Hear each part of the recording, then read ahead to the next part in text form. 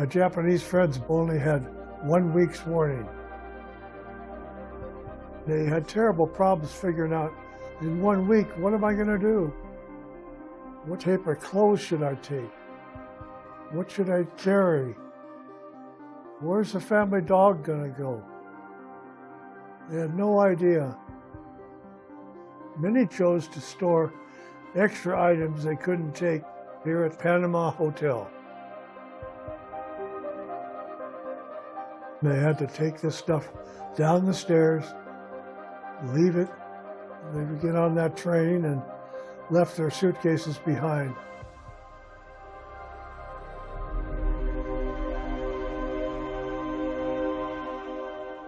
Most of those folks never came back.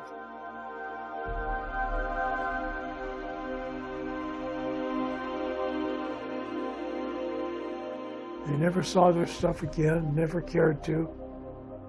They moved on to new lives and a new future.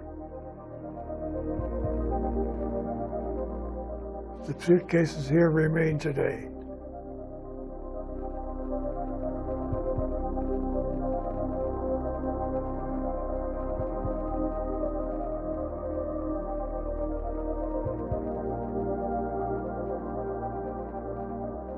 Seeing these suitcases brings back so many thoughts and so many questions. What's in those suitcases? Just clothes they didn't think they'd need, or is it toys, or what might it be?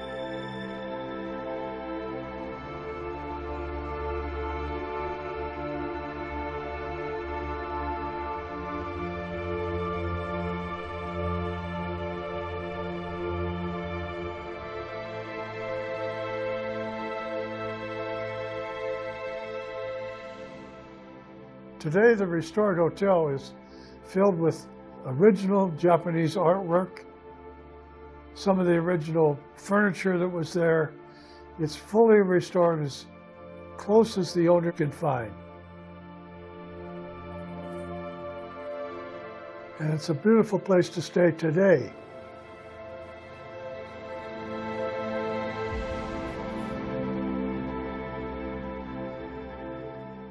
It's also a place where you can see these items on display.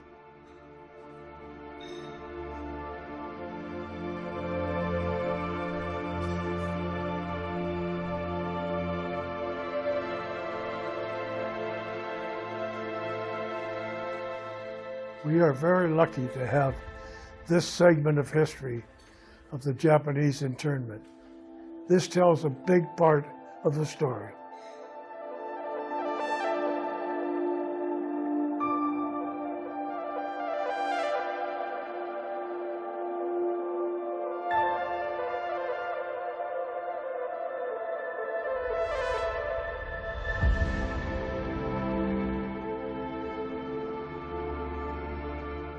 This truly is one of the most historical places in our entire state, and it's certainly one of my favorite places.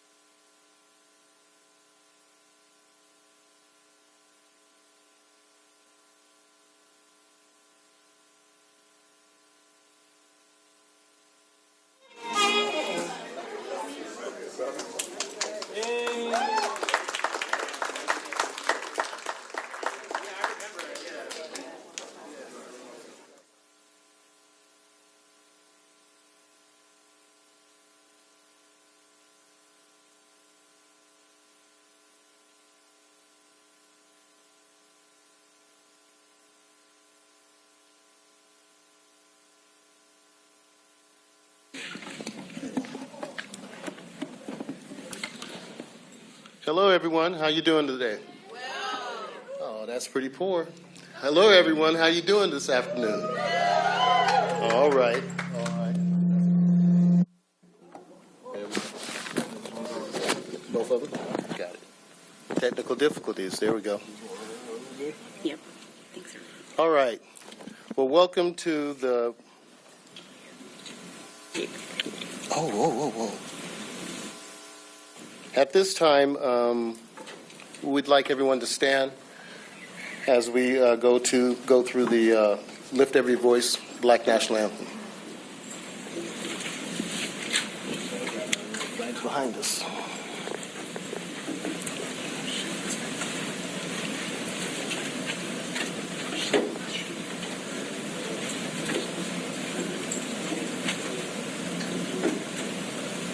One moment, please.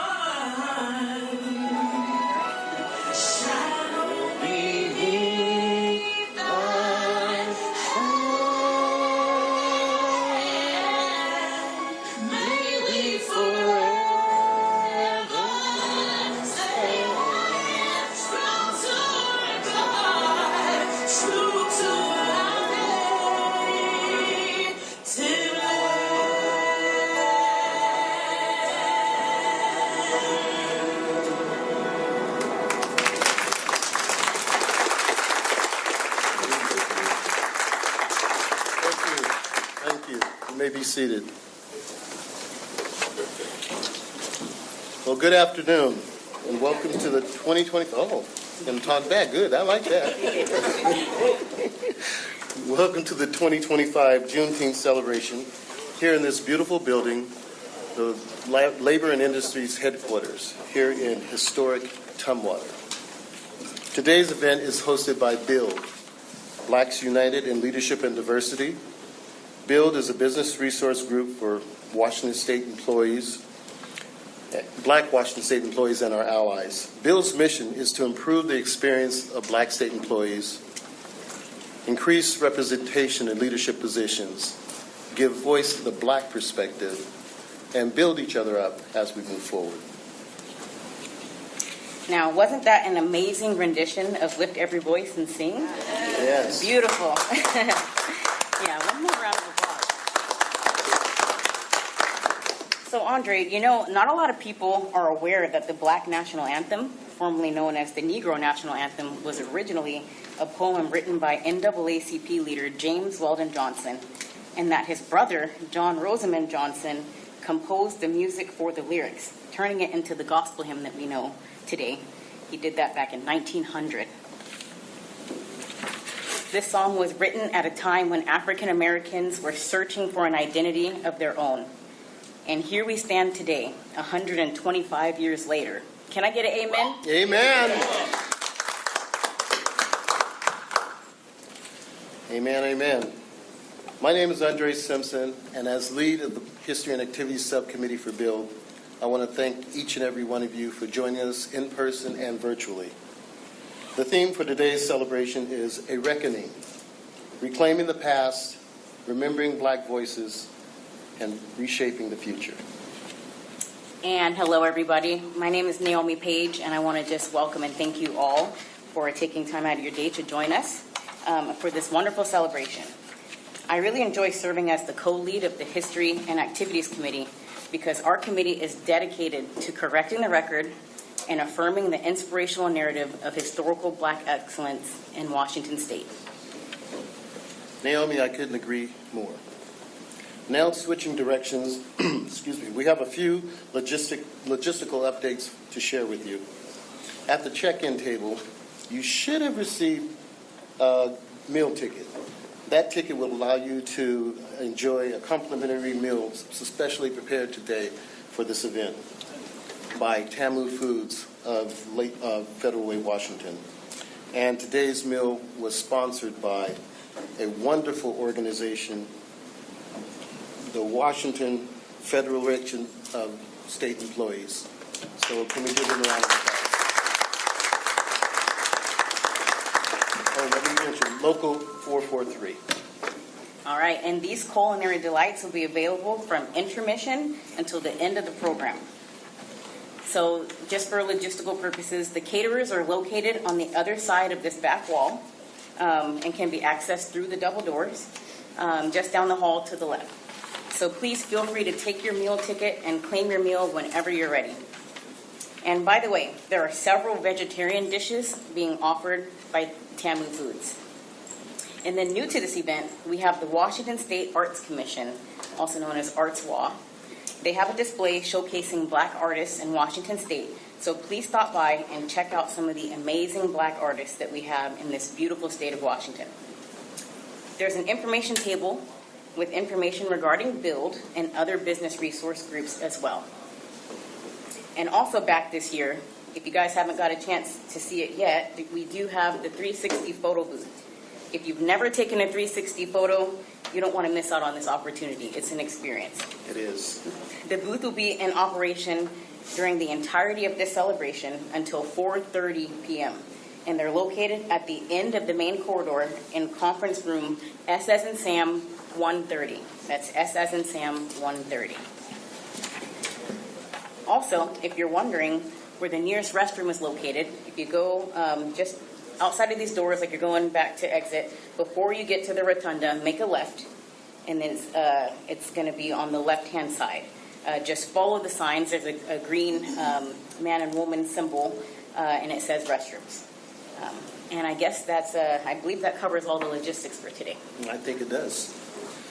Now, we'd like to welcome to the stage Ms. Denise Randall to acknowledge the people who first occupied the land we stand on today, and also give a brief history of the historic city of Tumwater. Denise, the real estate.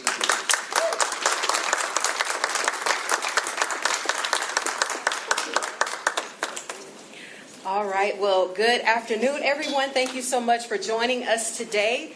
This is the History and Activities Committee that is putting on this presentation, so please bear with me as I give you all some history and background. So the land acknowledgement and brief history of the area known as Tumwater. This area known as Tumwater is the end of the Oregon Trail, or Cowlitz Trail. Is the oldest permanent American settlement on Puget Sound.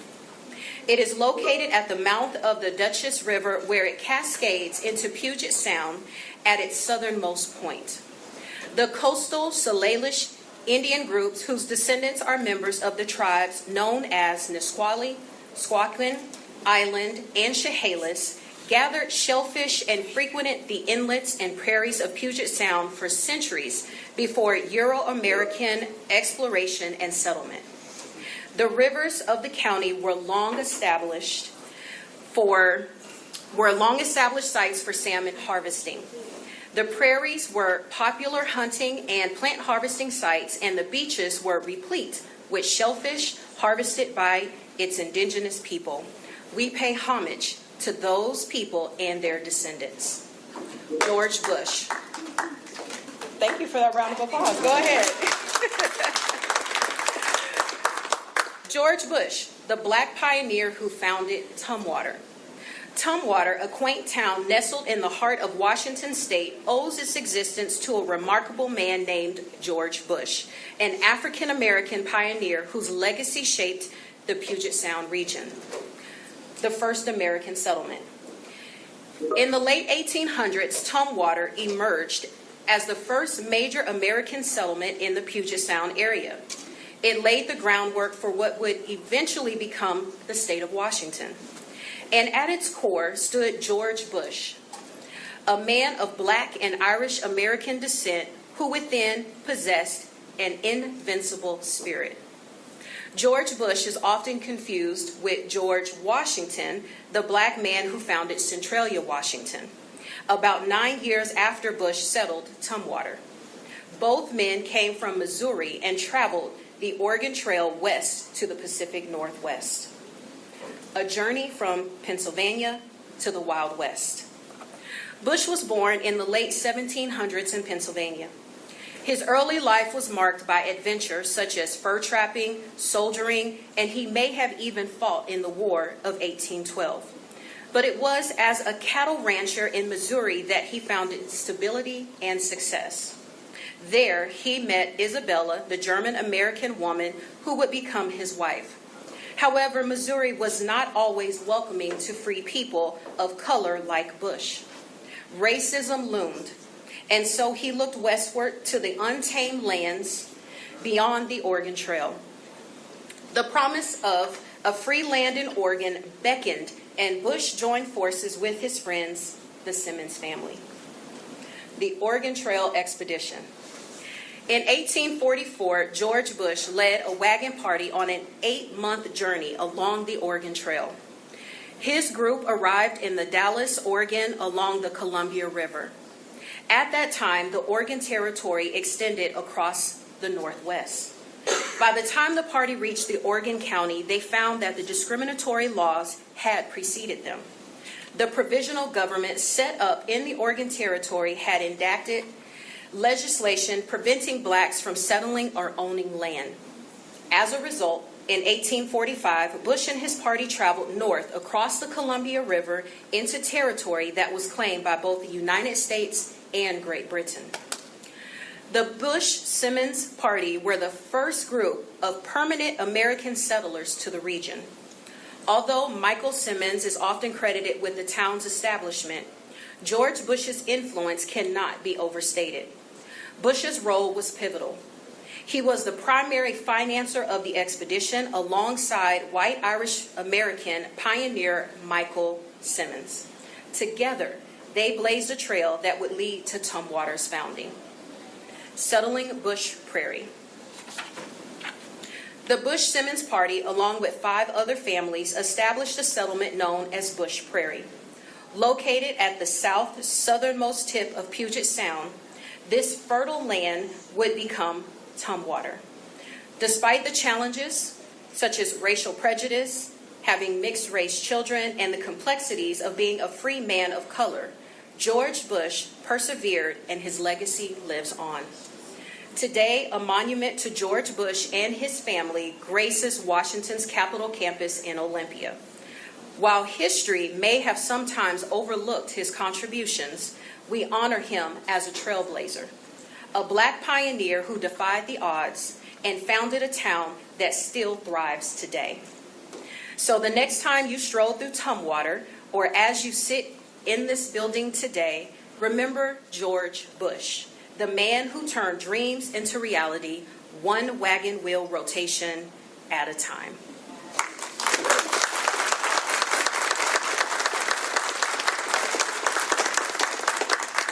Now we would like to share a message that Governor Bob Ferguson recorded just for today's event.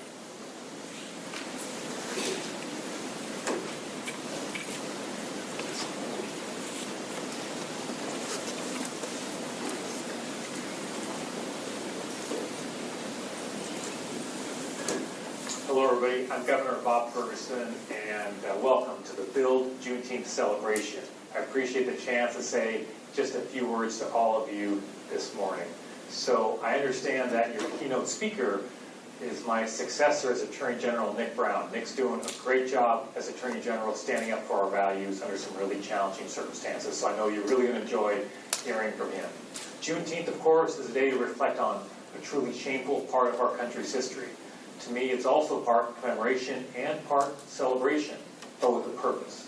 As we commemorate Juneteenth and celebrate African American culture and achievements, we must keep our eyes on ensuring the future is better and brighter for all of us.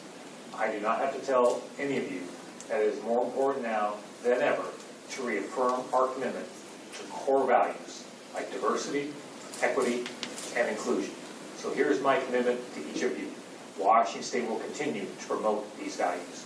They are truly essential to us as a state and our success as a state. So now is not the time to retreat from those values. Now is the time to lean into them. These values improve our state, improve our government, and make us more representative of all the people. I so appreciate all of you leaning into these values as well, and business resource groups like Build play an important role in that commitment. They make sure that all of your voices are heard. Thank you for what you do every single day for all the people of Washington State, and thank you for your work to make today possible. Hope you have a great conference.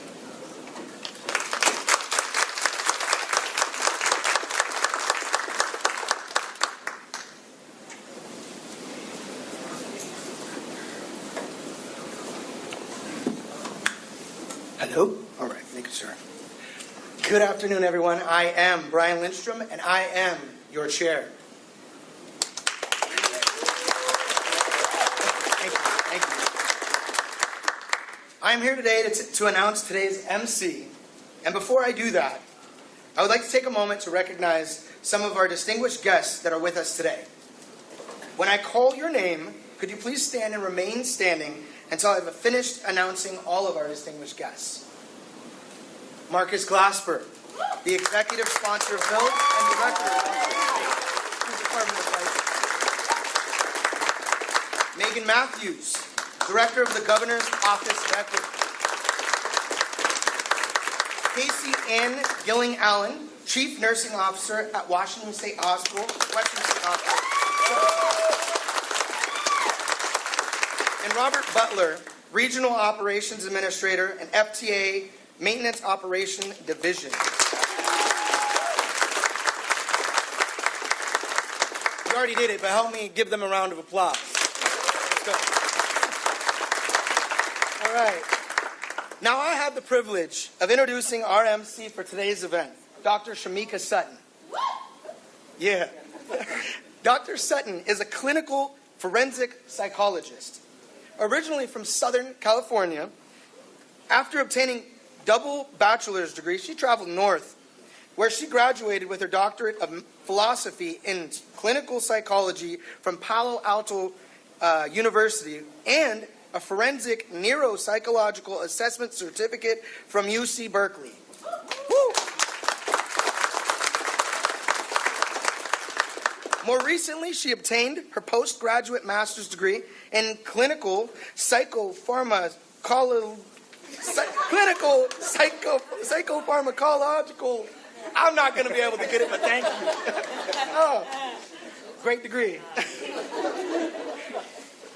She arrived in Washington State in 2012 to complete pre- and post-doctoral training at Western State Hospital and the Special Commitment Center. For the next several years, she served in several roles and initiatives at the Western State Hospital's Gage Center of Forensic Excellence, with the last being Chief Clinical Officer.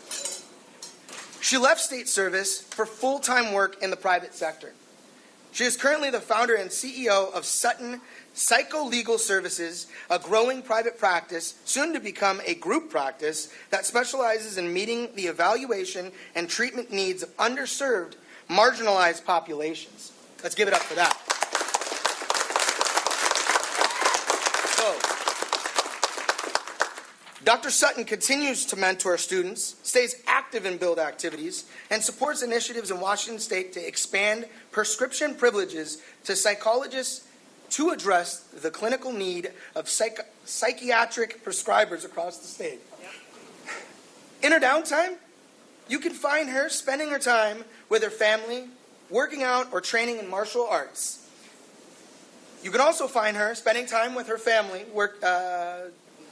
I'm just going to repeat that again. She also spends her time traveling, volunteering, and adding something new to her ever-expanding Batman collection. Whatever she may be doing, you can be sure she does it with compassion, love, and dedication. Her tenacity and growth mindset are a breath of fresh air in an environment full of much-needed change and development.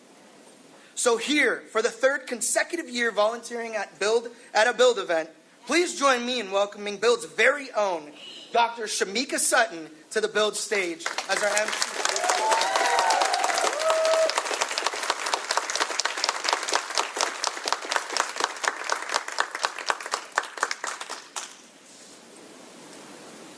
I try to fit as many tongue twisters in there as possible. So it's a clinical psychopharmacological degree, which is what psychologists are required to have if they want prescription privileges, which are not here in Washington State yet, but need to be because there is a need. I will get off the rant table from there. So thank you, Brian, for the wonderful introduction, and thank you, BUILD family, for that warm reception. Good afternoon, everybody. My name is Shamika Sutton, and I'm honored to be here to MC BUILD's 2025 Juneteenth celebration in this beautiful venue in historic Tumwater, Washington. It is my honor and privilege to introduce our keynote speaker for today's celebration. This individual is quite a powerhouse and a trailblazer. Mr. Nick Brown is Washington State's 19th Attorney General, elected into office in November 2024. He became the first African American to serve as Attorney General in the state of Washington.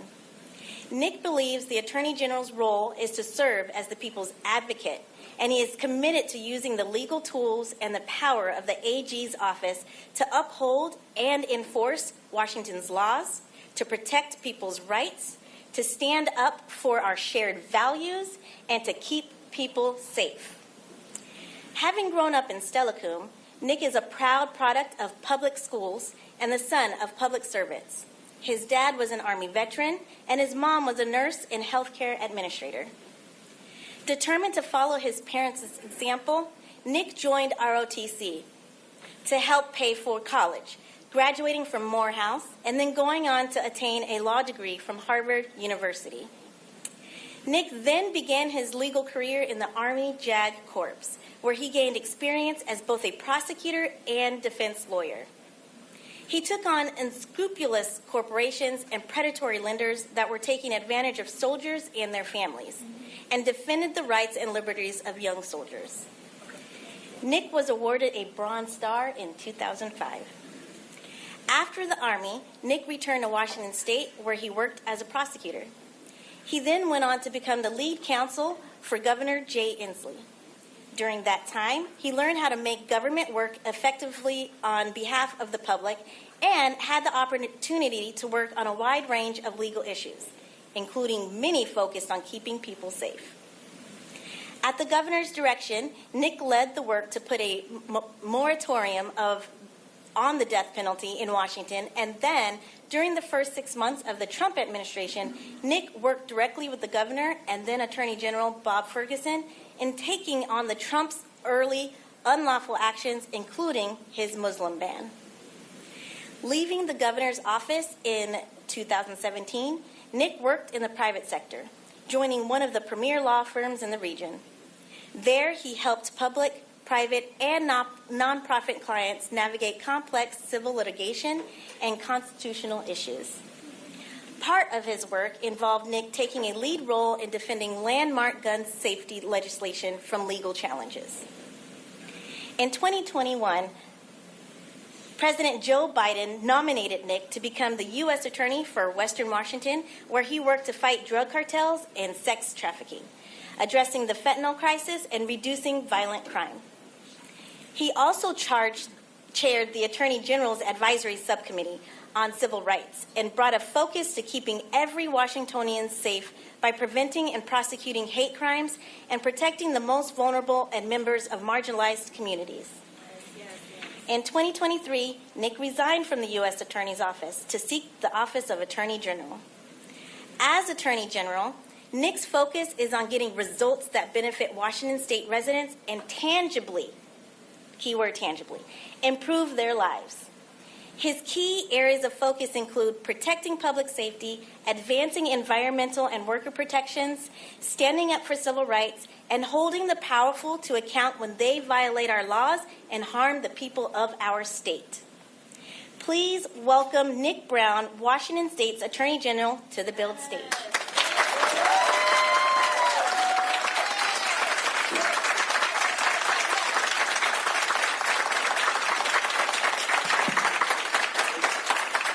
Good afternoon. Good afternoon.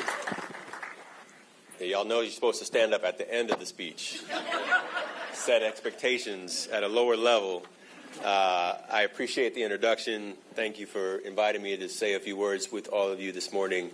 It is a pleasure to be here, and happy Juneteenth to everyone. It really is an honor to serve as Washington State's 19th Attorney General, to be the Attorney General for the state that I've called home since I was 2 years old.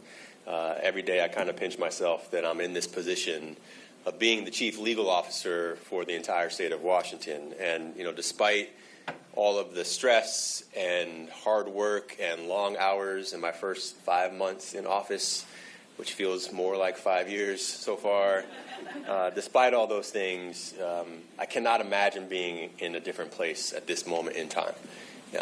It is an honor to be with so many incredible lawyers and professional staff in the state's largest law firm. In fact, the Attorney General's office is the second largest law firm on the West Coast, second only to the Attorney General's office in the state of California.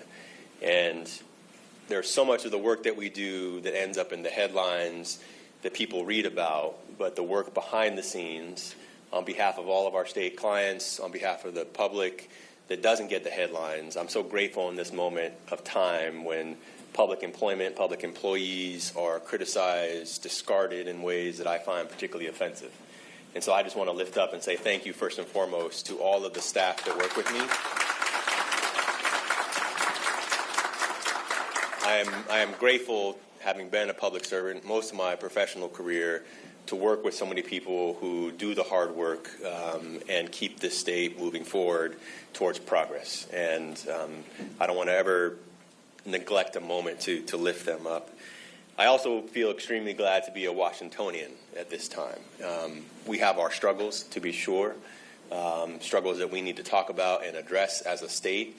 But looking across this country to see how other states are meeting this moment, I cannot imagine being in another place where there are people here, communities here, organizations here that work incredibly hard to strive towards freedom and justice and truth and accountability. And that is not the case in every state. That is not even the case in every state that is led by a Democratic Attorney General, because I have the pleasure and the obligation to talk to my colleagues on a regular basis across this country. I am thankful I am here.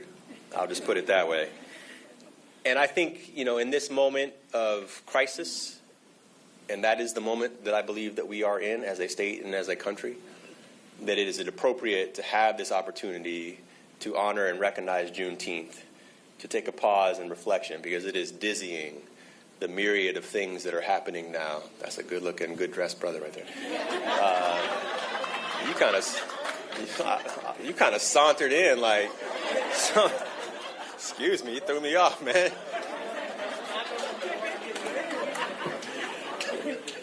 I digress. Excuse me. In this moment, even on the way over here, I was talking to my chief of staff, David Postman, who many of you know, and we were just talking about just in the last 24 hours the things that are happening in this country and in this world. Obviously, the specter of protests this weekend, the federal government's response, the plane crash in India yesterday, that just barely scratches the surface of all of the things that we as a people and as a country are facing. And so we need moments like this to step back and think about where we've come and where we can go. And Juneteenth is an appropriate moment to do that. Because at this moment, the President of the United States has made this an uncomfortable moment to celebrate Juneteenth. And it is an unfortunate reality for me that so much of my work in this time is truly about protecting Americans from their president. And I don't say that lightly. I started my career in uniform, serving my country, including overseas. I've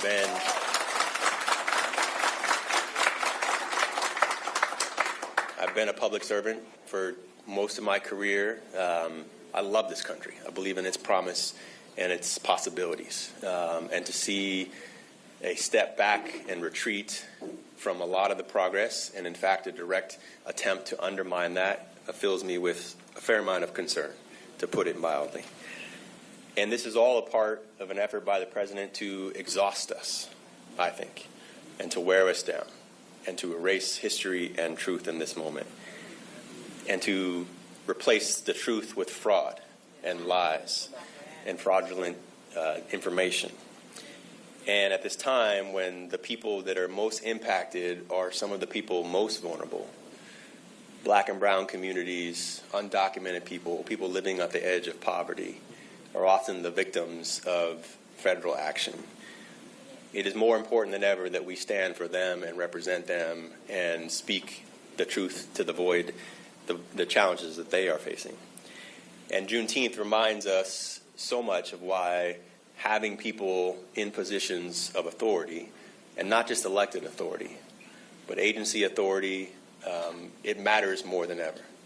And I'm obviously the first Black Attorney General in our state's history.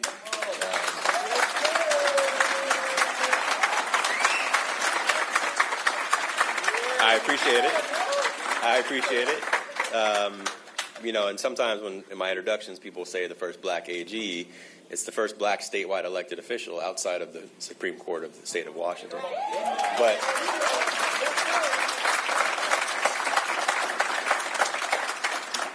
what is important to me is being the first allows the opportunity for the second and the third. And it also is important for me not to simply be the first Black AG, because there's a lot of people who could fill this position and ignore the fact that they come with an immense amount of responsibility and history. And it's important that I use my voice to elevate and to emphasize the work that we have to do specifically for the Black community and specifically for other brown and marginalized communities. And years ago, I remember I went to the the Democratic National Convention in 2016. I was a delegate, and I remember I went to watch Senator Cory Booker. You may have heard of him. I went to watch him speak at a small event that wasn't on the main stage, and he was talking about how important it was to speak truth to power. And that's a phrase we've heard before, of course, the importance of speaking truth to power. And I remember thinking, watching Senator Booker, that that is obviously true, but what we also need is people in power to speak the truth. It isn't one thing to be speaking truth to power, but we need more people to be in the room, in office, in positions of authority, where they can also speak the truth to the people that they represent. And that was what ultimately drove me to try to be in the public office, because it is, you need both. You need people in the community speaking the truth, and you need people who ultimately get to make decisions to be in those positions of power and responsibility so they can affect change. And that is especially important now, in a time where the history is being erased, where threats are being made against agencies big and small, that we have people in these positions to continue to talk about the truth of our history. And Juneteenth is one of those reminders of that. And to see what the federal government has done, changing our websites, removing data, erasing history. You know, I have a painting on my wall in my office signed by some of the then living members of the Tuskegee Airmen. It's a painting that I stole from Governor Inslee. He said I could after I took it, but you know, when the administration started off by initially removing some of the references to the Tuskegee Airmen from the web pages and the history of the United States military, I did not believe it was true.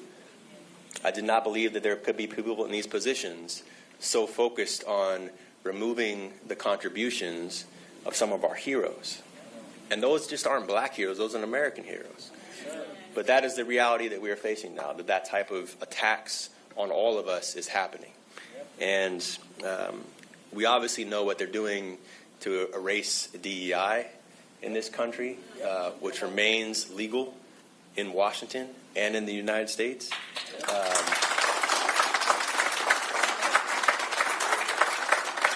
And I am particularly concerned about what's happening at the United States Department of Justice. I've spent many years in my professional career growing up in the Department of Justice. I served as an assistant United States attorney for over 6 years. I served as the United States attorney. I have so much pride and admiration from learning from the people that have served in the Department of Justice. And many people do not recognize that the Department of Justice was explicitly created in the wake of the 13th, 14th Amendment, explicitly created to protect the rights of newly free black Americans. That was its founding purpose, explicitly in its statutory creation. And to see now what we're seeing from the most powerful law enforcement position in the country, if not the world, from the United States Attorney General, where they are directly counteracting the work and purpose of the Department of Justice historically, where they have taken the mission of the Department of Justice Civil Rights Division and flipped it on its head, and no longer are concerned about police accountability in America, are no longer concerned about racial discrimination against black people or brown communities in this country, and instead are focusing on people who already have the full protections of this nation and its laws. It fills me with a great deal of anger, quite frankly, to see what's happening at the nation's most powerful law enforcement institution. And that's why I'm so happy to be an attorney general, because I feel like I'm in a position to do something that matters, that has an impact, and that it's the joy I have coming to work every day, because the things that I get to do on your behalf and that the staff of the Attorney General's office get to do on the public's behalf, it matters. It matters in protecting rights, big and small, and freedoms and liberty and truth, and not being afraid to stand up against the most powerful person in the world or companies or corporations here within our state who are harming people. And in this moment where there are so many things under attack, I have to remind the public quite often that despite what we're seeing from executive orders, DEI is very much legal. And, not a single thing has changed in Washington state law in the last 5 months because of the president. Now, our legislature has passed a lot of new bills and made some very serious and tough decisions with respect to our budget. But there's not a single thing in the president's executive order that has changed Washington state law. There's not a single thing in the president's executive order that has changed a court precedent or court law. And we have to remind ourselves of that and not shy away from the fact that Washington state continues, I think, to be a beacon of progress in our DEI protections, in our health care protections, in our environmental protections. None of that has changed in the last 5 months. Our Washington law against discrimination still prohibits racial discrimination, gender discrimination, national origin discrimination, and it is a powerful tool that the AG's office uses on a regular basis to hold people account for violating your civil rights. Our racial equity unit continues to oversee the implementation of anti-racist policies in state agencies and tries to connect the community with resources that are available to them.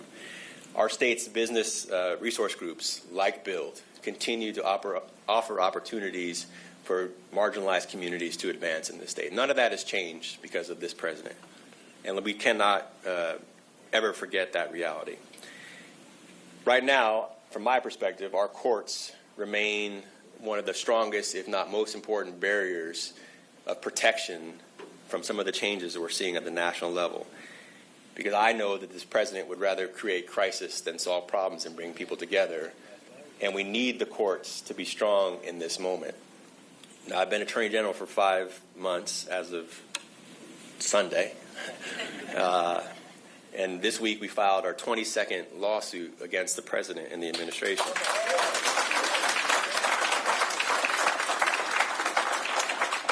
Now, I appreciate the applause, but I wish we didn't have to do that.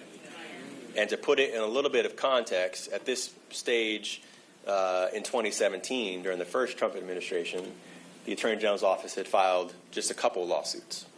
So we filed almost a couple dozen more. And that is not because of, exclusively because of the hard work of the people in this office. It's because the crisis that we are facing now is more daunting than it was then. And I say crisis, I get asked all the time, are we in a constitutional crisis or not? And I certainly understand the reason for that, but that's mostly an academic question because we are certainly in a crisis, whether it's a constitutional crisis or not. And the real challenge we have is that we will survive this moment as a state, as a country, but how do we build on the progress that we've had after this moment and not to take for granted some of those progress? Because I know we will get past this president's term. I feel confident this will be his last term, despite his flirtation with other things.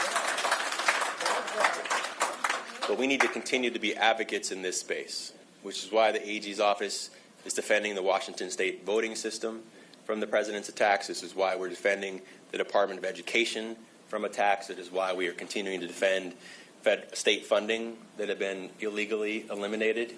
It is why we are fighting for health and research grants, for environmental protections, from illegal cuts that would impact our transportation system.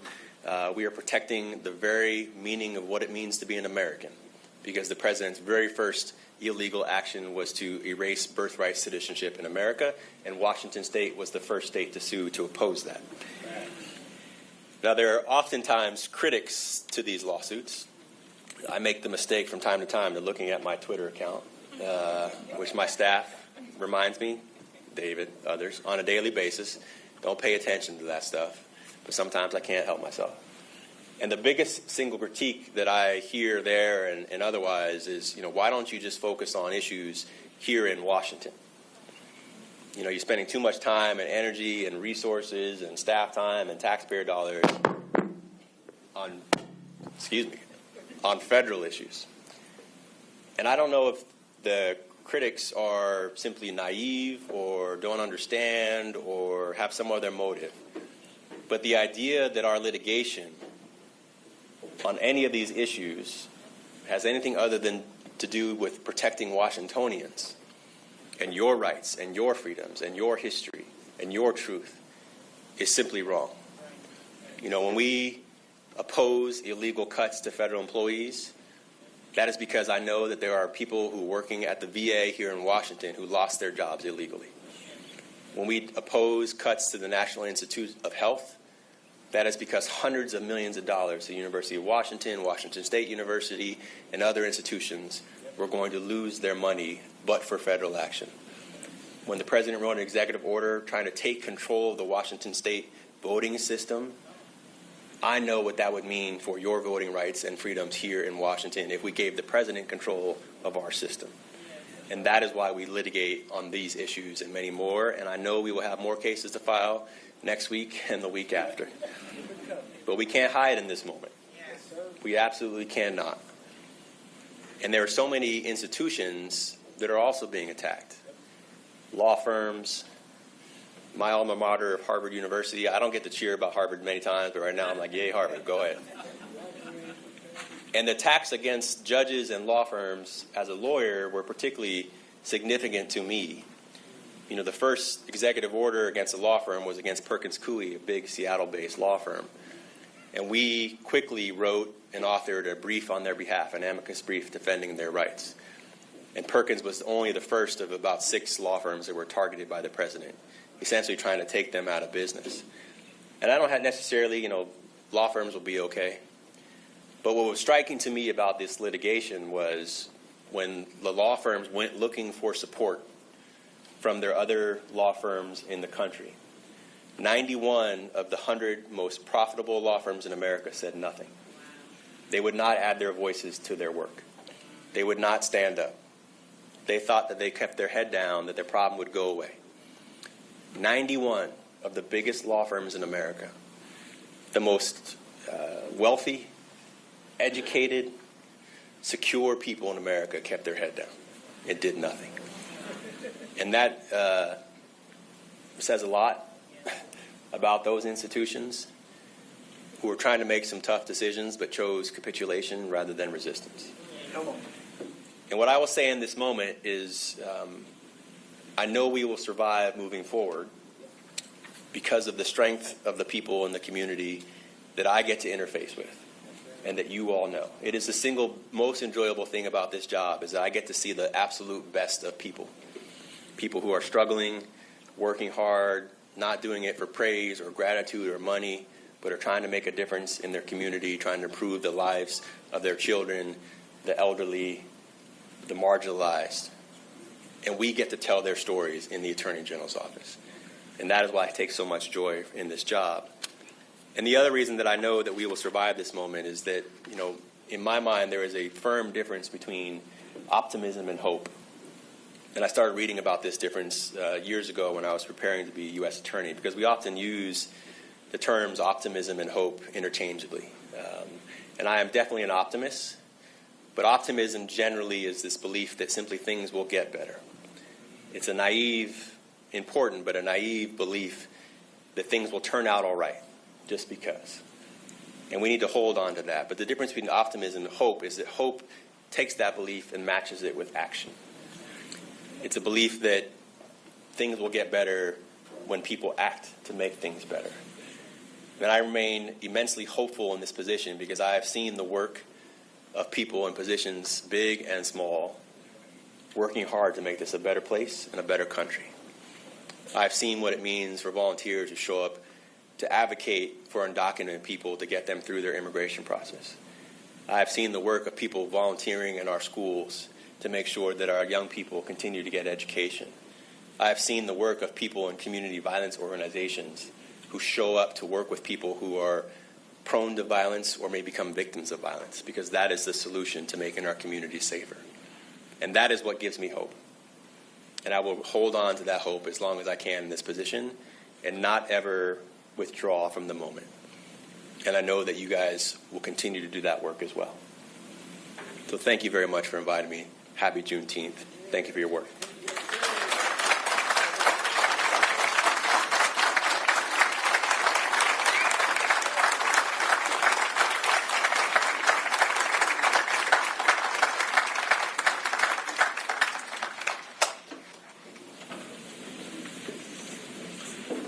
Quick announcement. First of all, I think that deserves another hand of applause.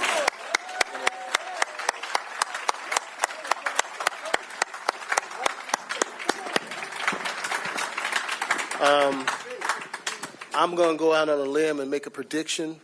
Folks, you just heard Washington's first black governor speak.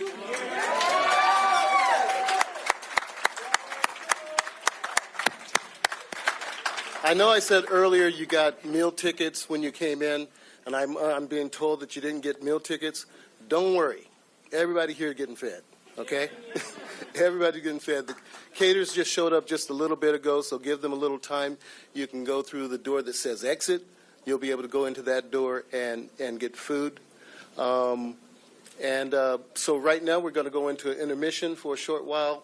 And feel free to go down the hall, the end of the hallway, go to the 360 photo booth. If you've never did a 360 photo, you don't want to miss that experience. It will be a very memorable experience for you. And we have a room right back here that's full of information tables from different organizations. Please check them out. They came all the way out here to support us and to support you, so they brought a lot of good information for you to partake of. So, hey, until we meet back up, enjoy yourself. Listen to the wonderful music of Mr. Maurice Itzen.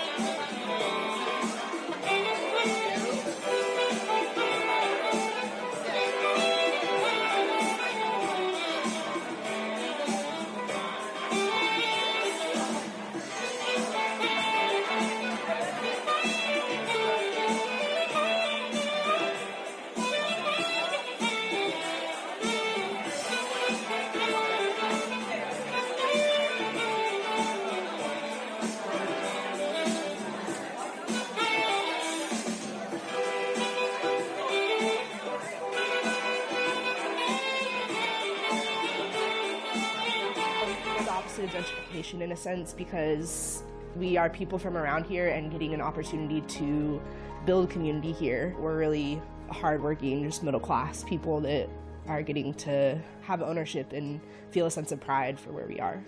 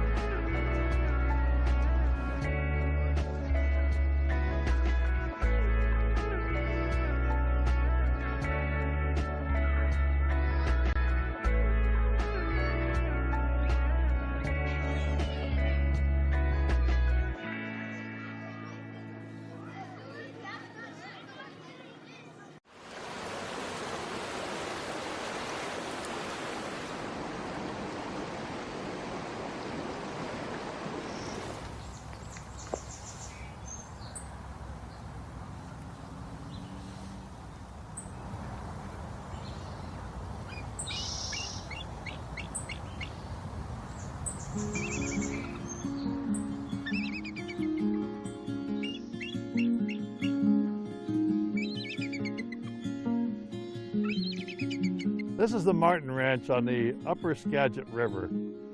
It's such a beautiful place. When Henry Martin arrived in Mount Vernon as an immigrant looking for farmland, he discovered that most of the Skagit Valley was taken. But he looked for woodland because he was from New Brunswick and he wanted to live in the woods. The timber was so thick here that oftentimes they couldn't tell what time of day it was. There wasn't enough area to grow grass for a cow, and so they grow mangowurzels, big European turnips to feed to the cows in their slice. It was not easy times. It was a 2-mile walk to the little schoolhouse that they constructed for the other kids that lived in this area. The kids had to cross the Skagit River on a log to get to the schoolhouse. Everything had to go to Mount Vernon by canoe and come back by canoe. A 50-mile trip on the river. It was an amazing society because there was no money, so they had to barter for everything. This family raised chickens and they used the eggs to barter at the store for salt and sugar and things that they couldn't produce on the farm. One time during the Depression in the 1890s, the only money they had in the house for over a year was a 50-cent piece. They raised 9 children here, and one of their children, Fred Martin, went on to become a state senator and director of the state's agricultural programs. He was an amazing guy. Fred Martin realized as time went by and he returned to his place of birth that American bald eagles came here every year to feed on the salmon in the Upper Skagit River. In those days, most Americans had not seen an eagle. They didn't even know what they looked like in the wild. But here they gathered by the hundreds. And Fred contacted us when I worked for Governor Dan Evans in Olympia, and he said, why can't we put together some sort of protection for these eagles on the Skagit? And he was the leader, along with the Nature Conservancy, in putting together a plan that would set aside land to protect these eagles. And I can't give him enough credit. And I know that when we visited here with Governor Dan Evans to look at these eagles one winter day in 1975, Fred was proud as punch that a governor would come to his ranch and actually see what he and his dad, his brothers and sisters had accomplished here in the Upper Skagit River.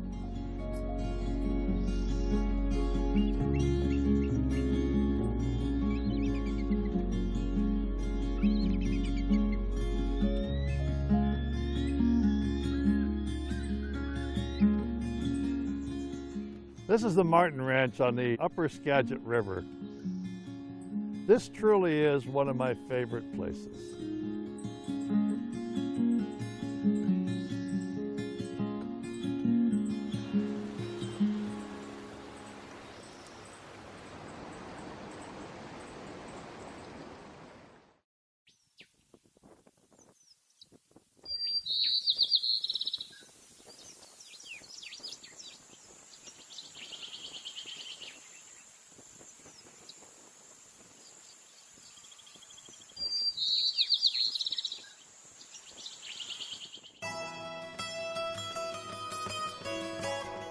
The Skagit Valley has to be one of my very favorite places. It's a remarkable location. The wildlife is something remarkable, the snow geese and trumpeter swans and birds of prey, and it's just an amazing place. The special time of year is when the tulips bloom. They've been growing tulips in the valley since about 1909. It's just such a beautiful thing to see.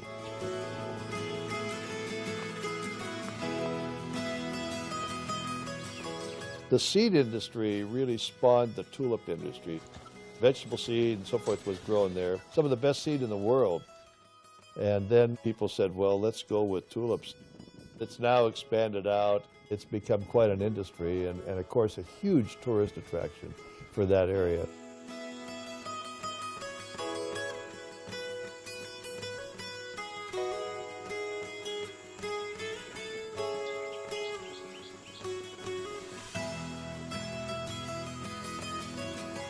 That valley is so diverse and so rich.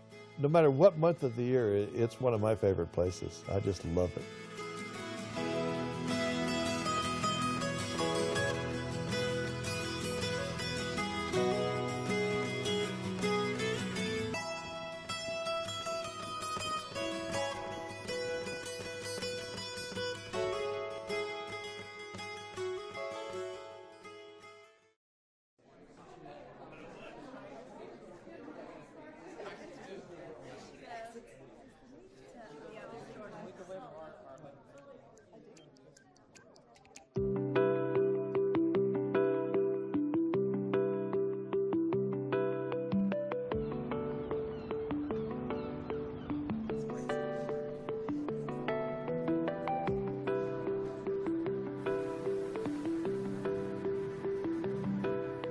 Wow, this is impressive.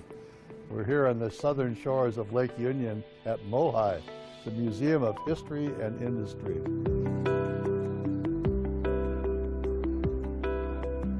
For many years, this was the Naval Reserve Center and the armory for Navy uses here in Puget Sound country. And if you go up on the 4th floor, you'll see where they train young sailors to be skippers of the ship, because there weren't enough ships to trade on, so they used this building as an actual training location.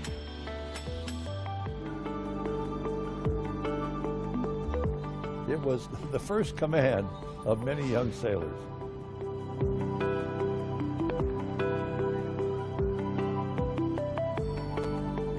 Many museums concentrate on what happened after European settlers or Asian settlers came to the Pacific Northwest. But MOHI really concentrates on the people that were here before that as well. And their Native American stories and the learning experience about Native Americans is excellent here in this facility.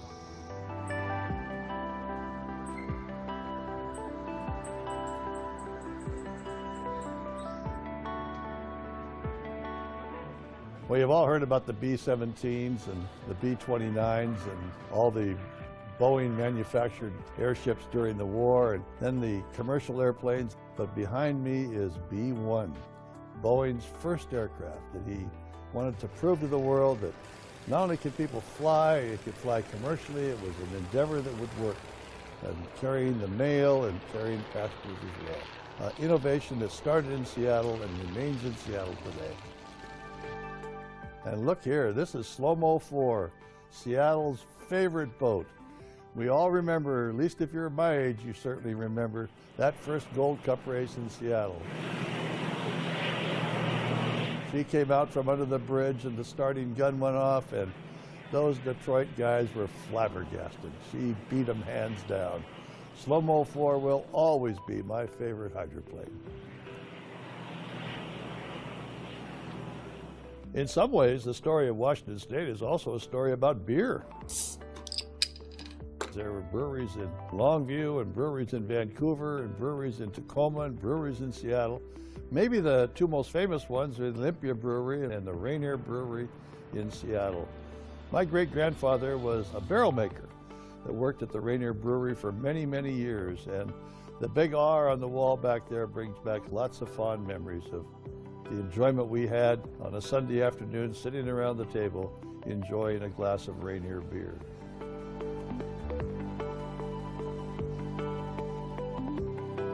This facility has virtually millions of artifacts, historic documents, pictures, you name it, that talk about the story of our lives and the people that lived here before us. If you want to learn about Seattle's history and have a great day, come to MOHI and see these wonderful exhibits. It's not just a bunch of dusty old artifacts or relics, but it's about innovation and invention and how to get young people involved in making new decisions that will make our community even better than it is now.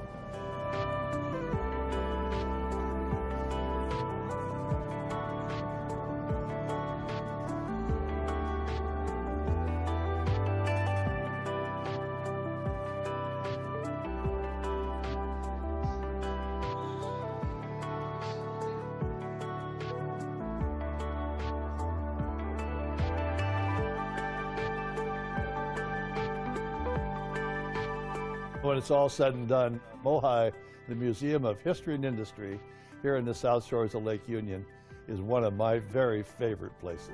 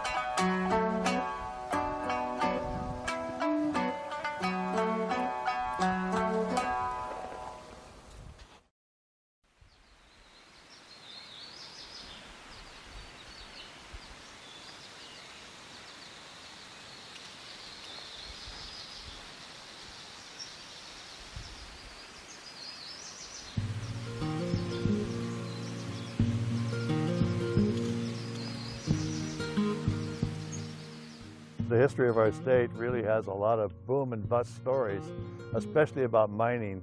In the late 1800s, prospectors scattered all over Washington State, every river and creek and valley, looking for gold, looking for silver. This is one of those locations here at Bodie, Washington, way up near the Canadian border on the eastern side of our state. You have to wonder when you walk into a town like this, who built these buildings? Who lived here? What was their story and where'd they end up?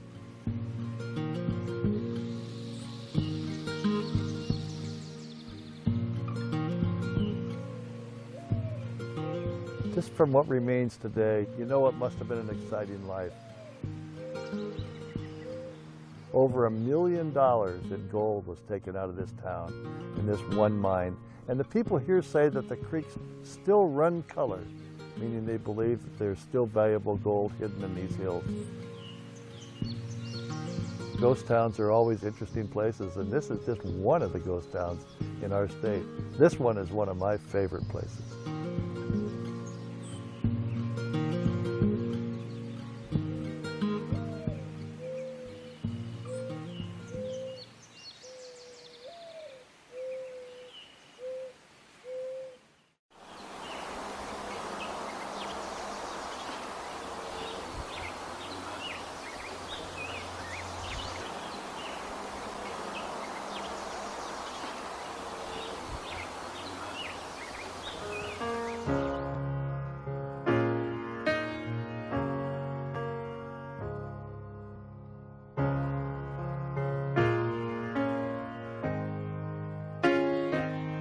This is the Emmanuel Episcopal Church located at East Sound on Orcas Island in the beautiful San Juans.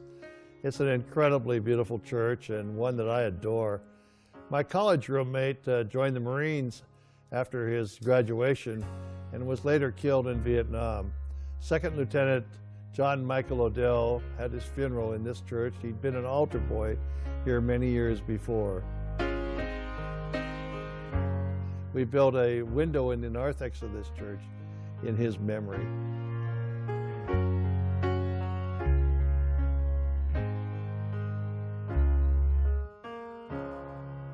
He's buried here in the island, but I will always remember the day of his memorial service and funeral here. Hundreds of islanders came to attend, to pay their respects, and to thank him for serving our country.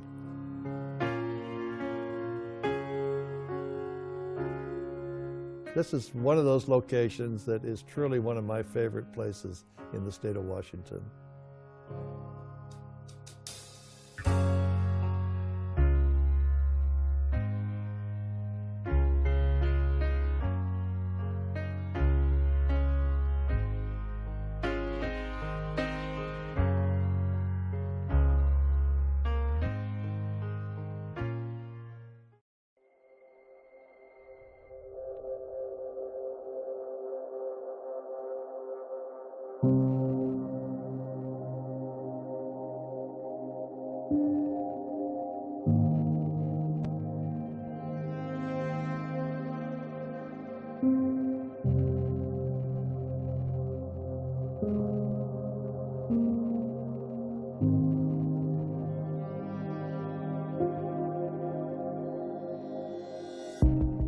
Here in the International District of Seattle sits the historic Panama Hotel.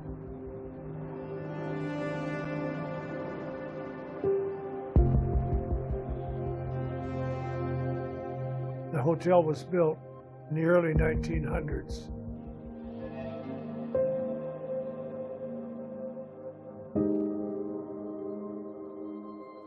This spot was quickly a focal point for the Japanese community because it had baths, communal baths like they had had in Japan.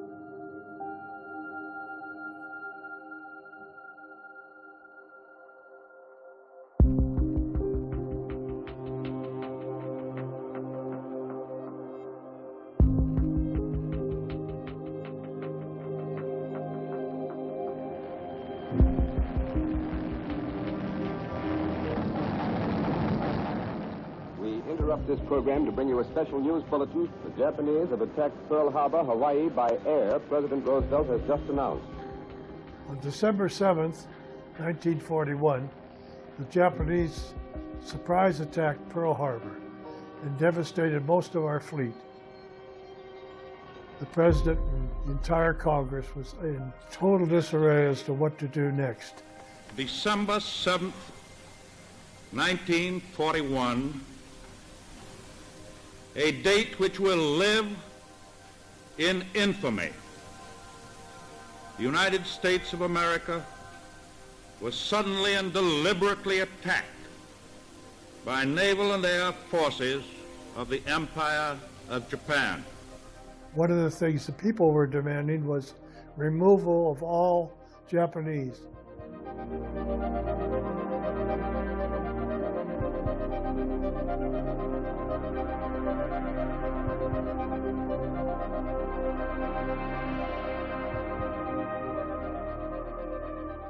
Our Japanese friends only had 1 week's warning. They had terrible problems figuring out, in 1 week, what am I going to do? What type of clothes should I take? What should I carry? Where's the family dog going to go? They had no idea. Many chose to store extra items they couldn't take here at Panama Hotel. They had to take this stuff down the stairs, leave it. They would get on that train and left their suitcases behind.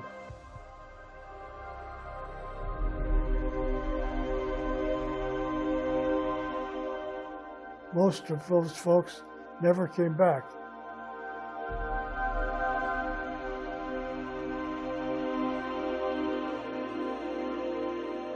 They never saw their stuff again, never cared to. They moved on to new lives and a new future. The suitcases here remain today.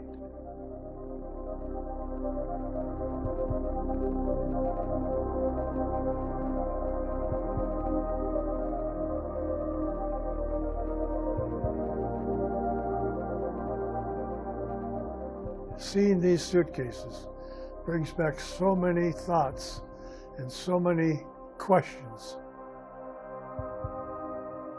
What's in those suitcases? Just clothes they didn't think they'd need, or is it toys, or what might it be?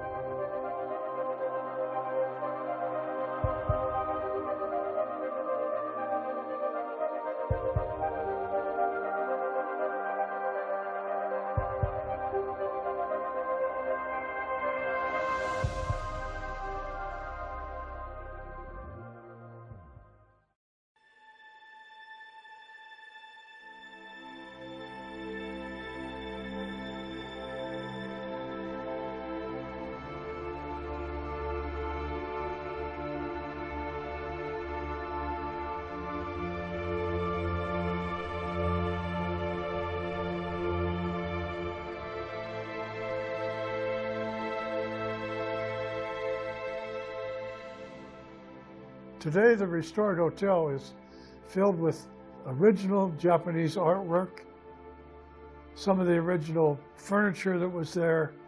It's fully restored as close as the owner could find. And it's a beautiful place to stay today.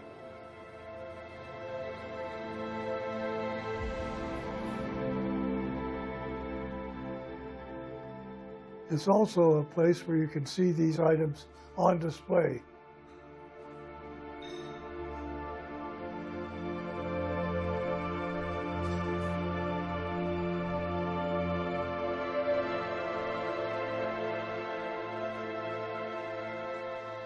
We are very lucky to have this. All right. Well, everyone, if you can please make your way back to your seats. We are continuing with our program. And I would like to just share, we have been listening to the melodic sounds of Mr. Maurice Itzen. He's a saxophonist extraordinaire Please help me show him a little more love. And Maurice will be playing again at approximately 3:35 until the end of our program. Well, we're at the point in our program where I have the great pleasure to introduce you to our 2025 Miss Juneteenth of Pierce County. Yes, we can do better than that. I said our 2025 Miss Juneteenth. She, along with 9 other contestants, competed for the coveted title just last night at the Tacoma Art Museum. This year marks the 3-year anniversary of the Miss Juneteenth pageant being hosted by Community Aunties, which is a network of amazing women catalyzing auntie power to preserve and create an extended family and community ordered by love and support for our young people. Founded by Amanda Scott Thomas, who is here in the audience tonight, Community Aunties invest months in organizing the Miss Juneteenth pageant and preparing the contestants for the stage and their year of service. Before being crowned Miss Juneteenth, the contestants engage in a series of workshops from public speaking, identifying their community service initiative, learning how to walk a runway, and developing their leadership skill sets. As a college preparedness opportunity, we are thrilled that each of our contestants were able to receive scholarship monies at last night's competitions. Now to introduce you to our 2025 Miss Juneteenth. Darion Crocklem, a proud junior at Silas High School, is honored to serve as Miss Pierce County's Juneteenth 2025. As one of 7 siblings, she understands the importance of family, community, and the power of lifting others up. A passionate advocate for addressing food insecurity among college students, she has dedicated herself to raising awareness and finding solutions for hunger in higher education. Through her talent in rap and singing, Darion uses her voice to inspire and connect, performing her original Please Open Your Eyes as a call for unity and resilience. She sees Juneteenth as more than a historical milestone. It represents the closure of slavery and the ongoing fight for true liberty and equity today. As Miss Juneteenth, Darion is committed to embodying the strength, resilience, and leadership that this title represents. She hopes to use her platform to spark conversations, champion change, and inspire others to take action in their communities. I, along with the founding member of Community Aunties, additional members of Community Aunties who are in the house, we welcome Darion to her first public appearance since being crowned. Please join me in welcoming her to the stage.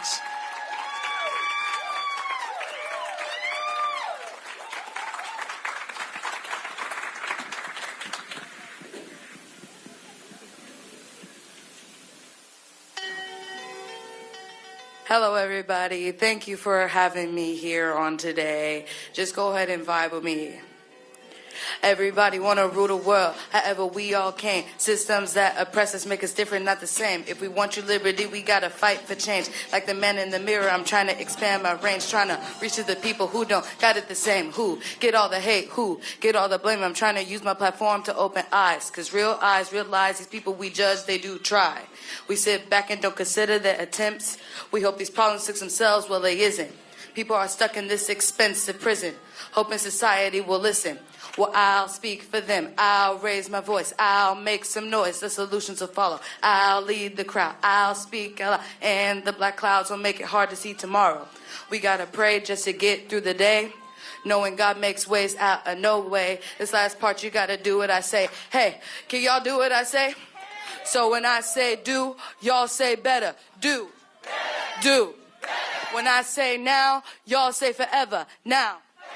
Now. Again, I just want to thank you for inviting me out tonight.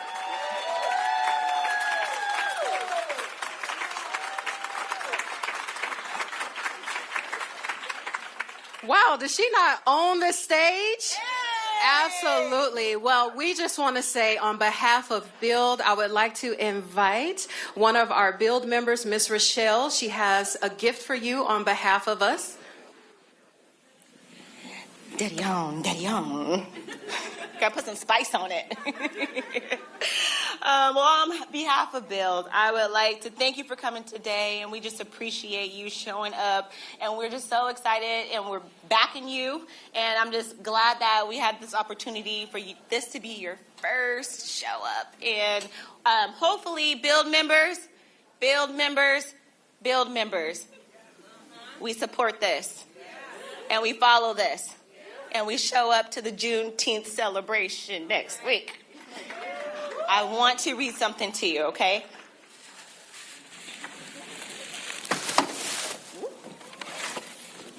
Okay. So, this is for you. You are beautiful. You better know that, because you are, girl. Victorious, enough, creative, strong, amazing, capable, chosen. She was chosen. Never alone, and always loved. You have all of our support, and we just thank you, and we just are going to watch you grow. So this is for you, and I want to show you something that was made for you, and you better use it. Someone that's close to me made this for you. Your own Miss Juneteenth tumbler. You let it be known. I am her. I am her. Thank you so much. Oh, yep.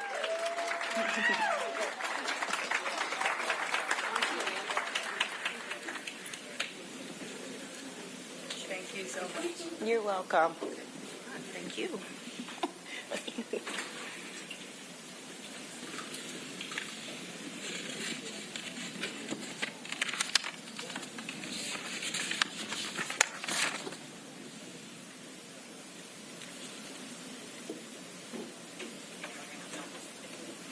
All right, Dr. Sutton.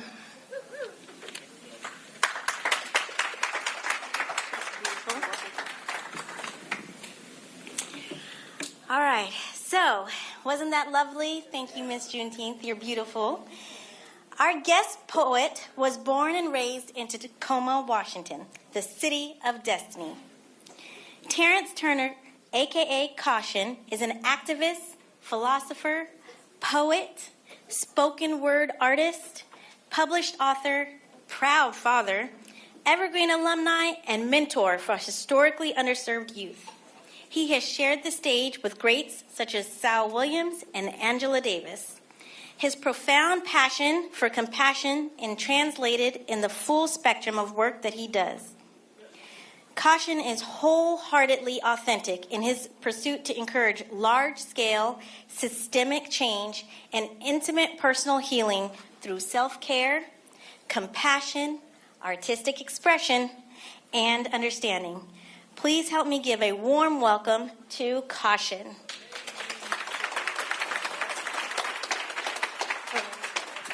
Thank you very much. How's everybody doing today? I feel like y'all strategically placed yourself around the room so I can't look forward. Why is the whole middle empty? Was this on purpose? Did everybody leave earlier before I got here? What's going on with this part right here? This is the super VIP section right here. If this is supposed to be community, y'all done picked some strategic places to be in the room. Y'all are kind of in the perimeter. And then we got some people hidden off in the back. Okay. And he's like, you're going to do poetry when everybody's eating because nobody's going to listen at all. Nobody's going to care. No, I appreciate you. It's an honor to be here. Like they said, my name is Terrence. You already heard all the good stuff, or all the hard stuff, I should say. Working with underserved youth has been a real struggle. And if anybody knows the climate right now in Pierce County and Tacoma, it's really horrible. This year I've lost 3 mentees to gun violence. This year one of my mentees killed another one of my mentees. So, it's an honor to be here to share space, but I come with a heavy heart. So with that being said, I see that I'm going to have to navigate this room a little differently since y'all spread yourselves out so So good. I'm going to have to come visit each and every one of y'all while y'all smacking, get right up in your face and talk to y'all about how good that food is. All right? But yeah, caution is an acronym, and I heard that there were some questions like, well, what is it? What does it stand for? No matter who it was, we're going to break it down today. It's super easy. I didn't try to keep it short. I wanted to make it real difficult. I chose a really long word and then made it an acronym so nobody would ever remember it. That was the goal. So it stands for constantly after understanding that inspires opportunity and networking. That's all it stands for. Super long-winded. Yeah, I know. You can clap it up if you want. They like, we're eating. I need at least one of my hands to put this fork in my mouth. But yeah, just shout out to Naomi for connecting me. Shout out to Andre for having me. And I'm going to share a poem with you. I think on my road to discovery of trying to help so many people in my life, I had to realize that I had to turn, I couldn't let my adversity become my adversary. Does that make sense? Right? So I had to really turn that into something different. And I realized that I'm fighting against systems, that I wasn't fighting against the oppressor in me. Right? So this first poem I'm going to share with you is called The God Particle. Y'all want to hear it? Yeah. All right, all right. Now, usually when I do this poem, people want to start raising their hands, but you're going to out yourself. So just keep, as I ask these questions, just be like, that's me, or it's not me, all right? Because the very beginning is just a line of questioning, okay? Y'all ready? All right, let's do it. Are you alone? Don't nod, don't nod. You're with a bunch of people. Don't nod. Are you afraid? Are you tired? Are you trying? Does it feel like you're missing something? Have you found yourself, or do you ever find yourself searching? How you doing? Searching for that one thing. That one thing that if you could just reach it, if you could just obtain it and sustain it, that you would have everything that you need to succeed. But what if I told you that everything that you needed was already inside of you? That it already resides in you, but it's relying on you to become aware of its source, of its origin, of the original conscious thought spark that you were born within, and you are more. We are more than just vessels. We are extra, extra special. We're special because we're human beings, but we're extra, extra special because we're conscious beings, because we're godly beings, because we are cosmic beams of light, because we are grand designs on the hands of time, because you, my friend, are a promise ring, because you're promising. I mean, just look at your molecular body. It impossibly embodies soul, and it's possibly because you got that God particle in your molecules, which means you got God's glow. And God knows that your untapped potential is exponential. But the real question is, do you know? Do you know where you came from, or what you were made of, or that you were made from the same stuff that the stars is? And that regardless of any circumstances or any disadvantage, that you are more than your shortcomings. You are more than your hardships. That you are enough, but that there are no manuscripts to handle this life and the balances, the triumphs and challenges that challenge us, to challenge this inner focus, to quiet our minds for just enough time to hear if the God in us has spoken. But are we listening? Can we hear when the God in us is whispering, and maybe God was whispering that whole time? Our whole lives, but until we quiet those minds, that voice is inaudible. And I know that some may think it's impossible, but I know that thoughts like those are only obstacles. I know that thoughts like those are only mental illusions that quickly become optical, and it's comparable to the consequence. It's comparable to the outcome. That the sun is always shining no matter what's stopping it. That there's nothing that's actually blocking it. Rather, we're just focusing on the blockages. Focusing on the obvious until we are polarized opposites, scarred from the broken promises. And I know it's hard when it's the dominant culture. I know it's hard to break those cycles and generational curses. I know it's hard to carry that weight on our shoulders. So let it go. Let it go, put it down, and pick up your crown with confidence and write this down. Oh, I'm serious. Write this down. Nobody gonna pull out a pen? And write this down. It's 3 simple words. Y'all ready? This is the key. This is the life hack. It's 3 simple words. Y'all ready? Life is now. It's not where, it's not when, it's not why, and it's not how, but it's right now. So be present. Be a present. Leave spaces like this one better than the way you found them once you've left them. Be the blessing that you were born to be without question, because you were destined, because you are the God particle. Thank you. Ashe, ashe. You want me to do another poem or something? Or do I just give the mic up? What do you want me to do? Tell me what to do. They want to encore, give me more? You want one more? Okay. All right, fine. We can do that. Nobody cares. You see how skinny I am? I didn't even get to eat yet. Y'all put me straight to work as soon as I came in the building. They said, put this light, he's light-skinned, put him to work. Get him to work.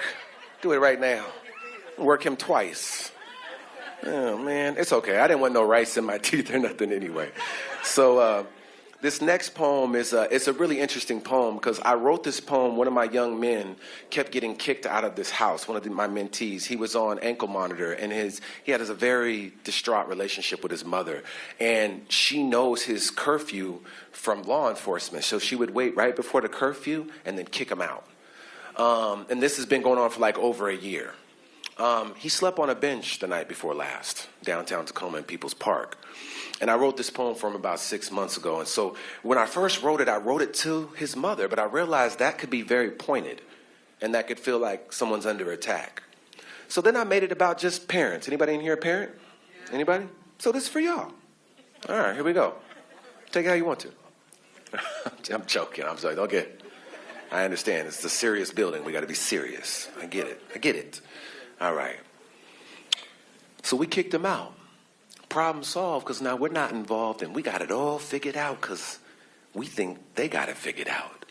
And now we're over it because these teenagers thinking they're grownish and we not knowing how they've been coping with us disowning them and ignoring them. And now they got inappropriate associates that won't be friends. And this all depends on us because talk is cheap, it don't cost too much, but our actions speak louder than when the volume's up. So if we practice what we preach, then they could walk with us. Because once they're out in them streets and far from love, they become out of reach, under siege, proof in the pudding in the belly of the beast, trying to stomach the upset but can't manage to breathe because we can't handle the truth that our youth are battling with grief and abandonment disease. And I understand if we weren't put in position or given a chance to succeed. But trauma gets passed down just like health and wealth does. So which one are we going to pass to our seeds? I only ask for a chance to not impact them, to not shatter their dreams, but to capture every moment and hold it. Because this ain't catch and release. This is love them and teach them so they can dance to the beat of the drum and sustain us before we crash and repeat. But we have to believe. We have to believe that they need us and we need them. And I'm not calling you out, I'm calling us in. So can we work on our trauma before we acknowledge the youngins? Can we affirm that there's a problem and maybe it's not with the kids or whatever it is they allegedly did? Can we stop with this ish? Can we stop with the do as I say and not as I do? Can we heal from our hurt? Can we tend to our wounds that predate their births? And no offense to you, but I hope that you're listening. I am defending your youth in life, in death, in court, in school, and in the news. And I'm insisting that you make it about them before you make it about you. Because it takes a village to raise them, and we can't raise them without you. But if you're through, you're through. But let me explain that there really ain't no redos. And I can guarantee you that it's a sneak preview to long nights trying to review how that child that you once clinged to just put some people in ICU. So I need you to pause for a sec before those laws intersect and put us all in a mess. Call it cause and effect, and now conviction and addiction got our children lost in the wreck, and now they ops can catch them slipping, and now it's off with their necks. And so the next time we see them, they in a coffin unless we learn to love them and feed them and offer our best to our youngins that need us but don't need those thoughts in their head that they're unwanted or unneeded or need to be locked up or dead over an argument that resulted in the cost of regret. That's my time. Thank you all.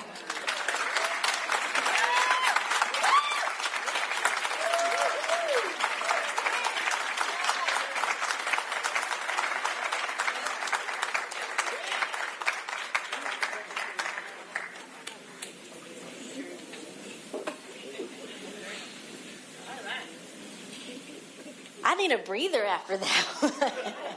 And I'm not afraid to call myself out because that's what psychologists do. where did he go? Did he go in the food already? Oh.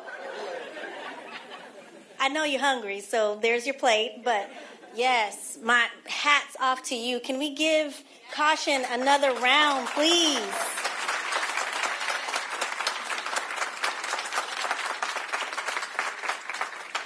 I really needed just some more breathers because now my mind is going and I'm just thinking about all the things as a parent, as a psychologist, like, oh my goodness, he really opened up some things for me, so thank you for that. Now, our celebration today is full of firsts. Earlier, you heard from Washington's first African-American Attorney General, Nick Brown. Next on the agenda, Olympia's first African-American mayor, Dante Payne, was scheduled to speak. However, due to unforeseen circumstances, Mayor Payne will not be with us today. In Mayor's email to HNA lead Andre Simpson, he wrote, "I hope you have an amazing event. I appreciate the invitation to join you again. I'm really disappointed that I have to miss it this year. Please give my regrets and warm wishes to everyone," end quote.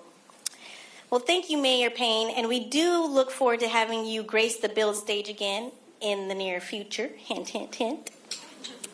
So, from this point forward in your program, we will be running approximately 10 minutes ahead of schedule, which will result in adding about 10 additional minutes to the networking portion of today's event. Try not to overwhelm Caution here because I know you guys all want a therapy session with him instead.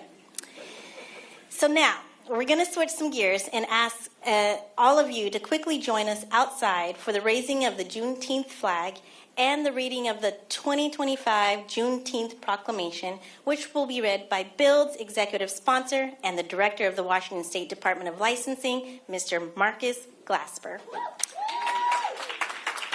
We will meet back here right after the flag-raising ceremony for the announcement of Build's new leadership, another powerful spoken word piece from Caution, and closing remarks from the new Build chair. But for now, please join us outside in front of the roundabout for the flag-raising ceremony, which will commence in approximately 3 minutes.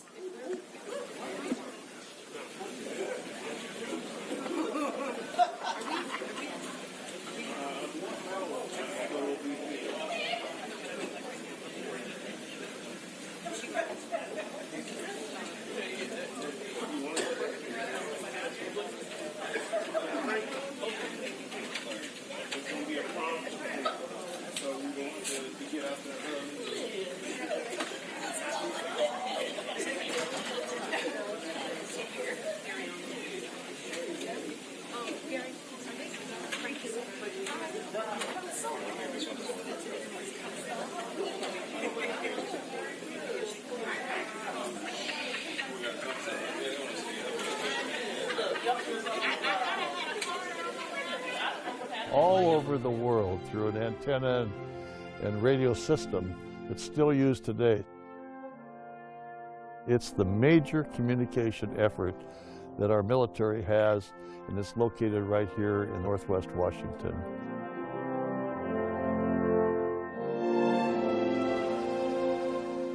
The Navy not only protects us, but it's also protected some of the biggest trees in our state. The stump behind me is just one example of something that was logged before the Navy got here. But high in these hills, they've also protected some of our finest old-growth forests.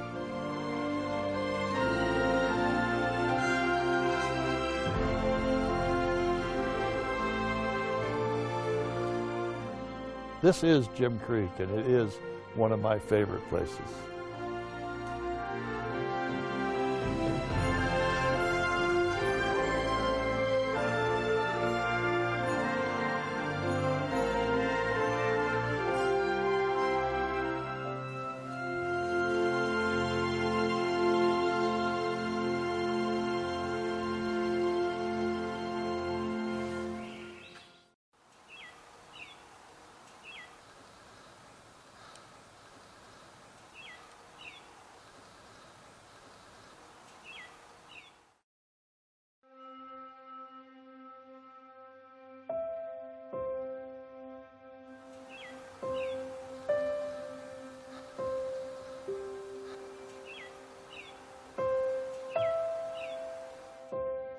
This is the Bigelow House, just east of the state capitol, just off Budd Inlet here in Olympia, Washington.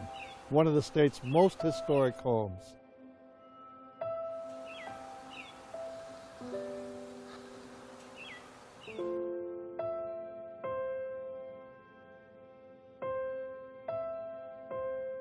In 1851, long before the Civil War broke out here in the United States, a young Harvard graduate named Daniel Bigelow came to southern Puget Sound.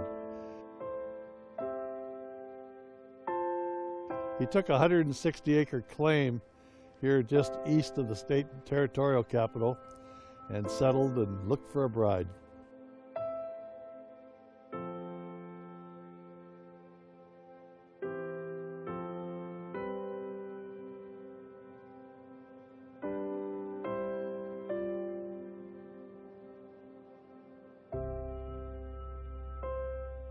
You have to wonder what it must have been like to sit in this living room and listen to Susan B. Anthony talking about suffrage and the importance of women's right to vote.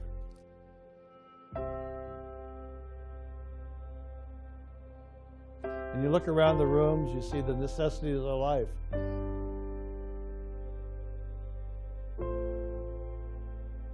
The shotgun over the mantel that was used for protection and for hunting on occasion, the musical instruments all over the house for entertainment, books to read by the firelight, kitchen utensils for every sort of purpose.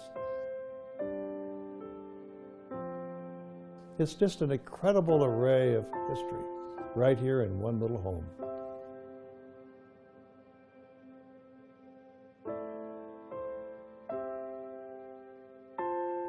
Behind this house, there's a freshwater artesian spring that produces the most sweet water you've ever tasted.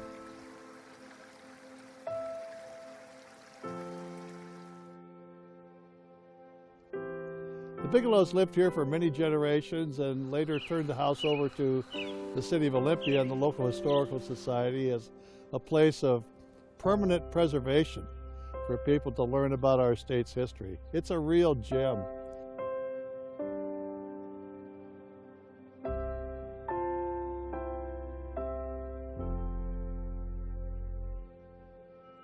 The Bigelows were a fantastic asset to our state, and now this old house lives on to show us all one of our state's founders and pioneers. The Bigelow House, truly one of my favorite places.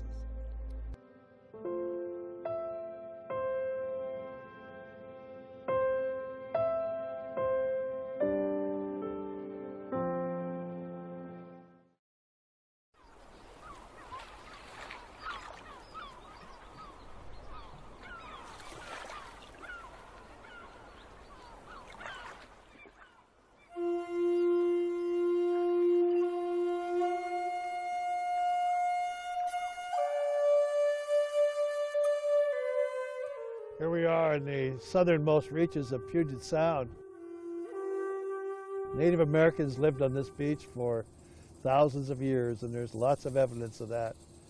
Broken fire-cracked rock, Olympia oyster shells, clam shells, shell middens. It's all here as evidence today.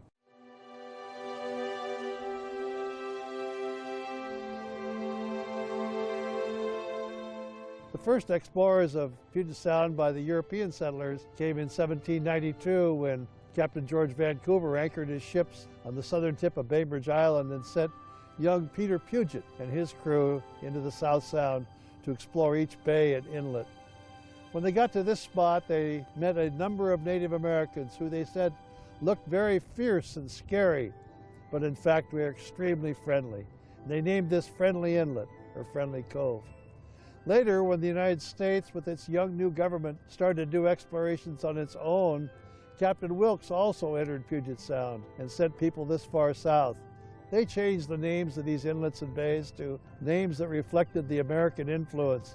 This one was called Eld Inlet, and way up in the end of the bay here, it's commonly called Mud Bay.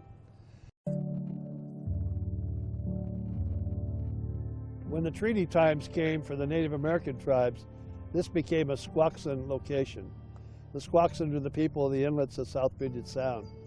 And they provided a tremendous resource and learning opportunity for all of us on how to sustain the harvest, how to restore the environment, and how to help each one of us know to have better practices in our day-to-day lives to make sure that the salmon always run and that there's always clams and oysters on the beach.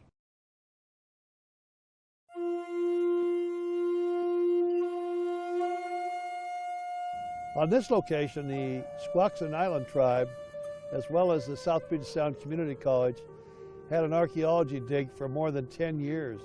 They discovered amazing things on the beach.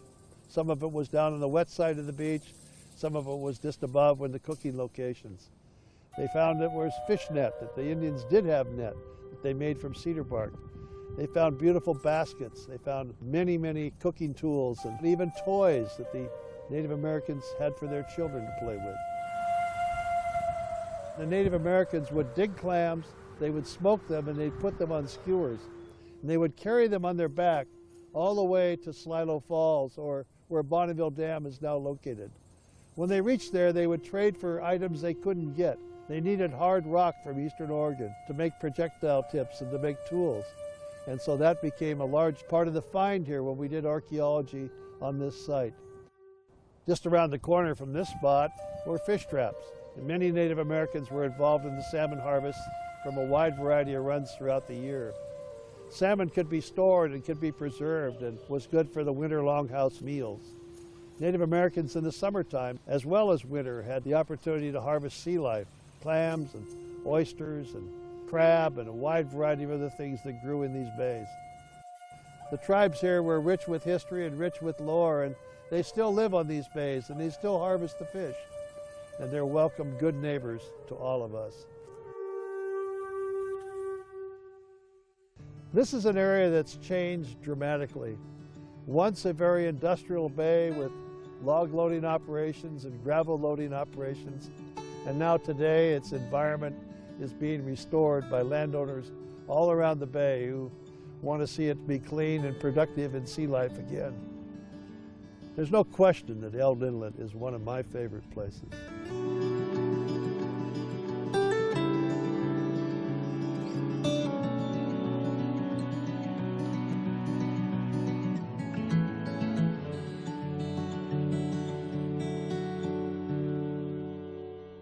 I grabbed his foot to shake it to wake him up, and it was cold. The paramedics came in, and I'll never forget his look. It was like he felt so bad for me. This could happen to anybody.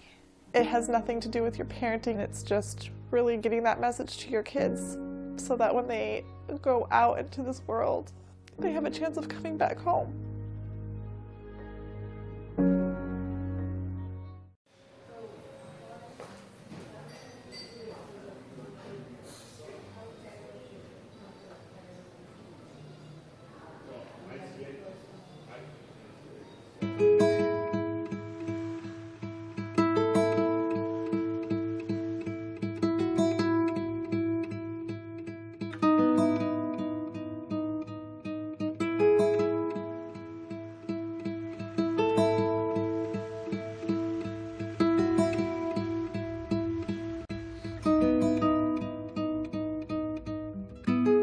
This is beautiful Singer Tavern, now called Lake Crescent Lodge, here on Lake Crescent in the heart of the Olympic Mountains.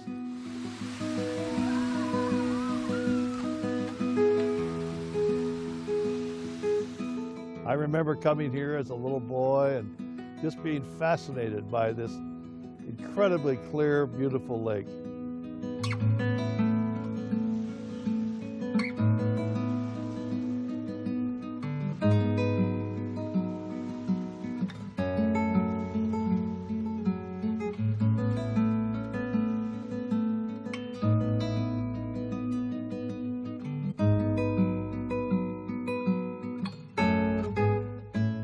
Originally opened as a stop for people to come out on a ferry boat and spend the night and enjoy the beautiful lake. Then the road around the lake was completed, and this became a favorite stopping point for automobiles and early explorers in their cars coming around the rough road on Olympic National Park.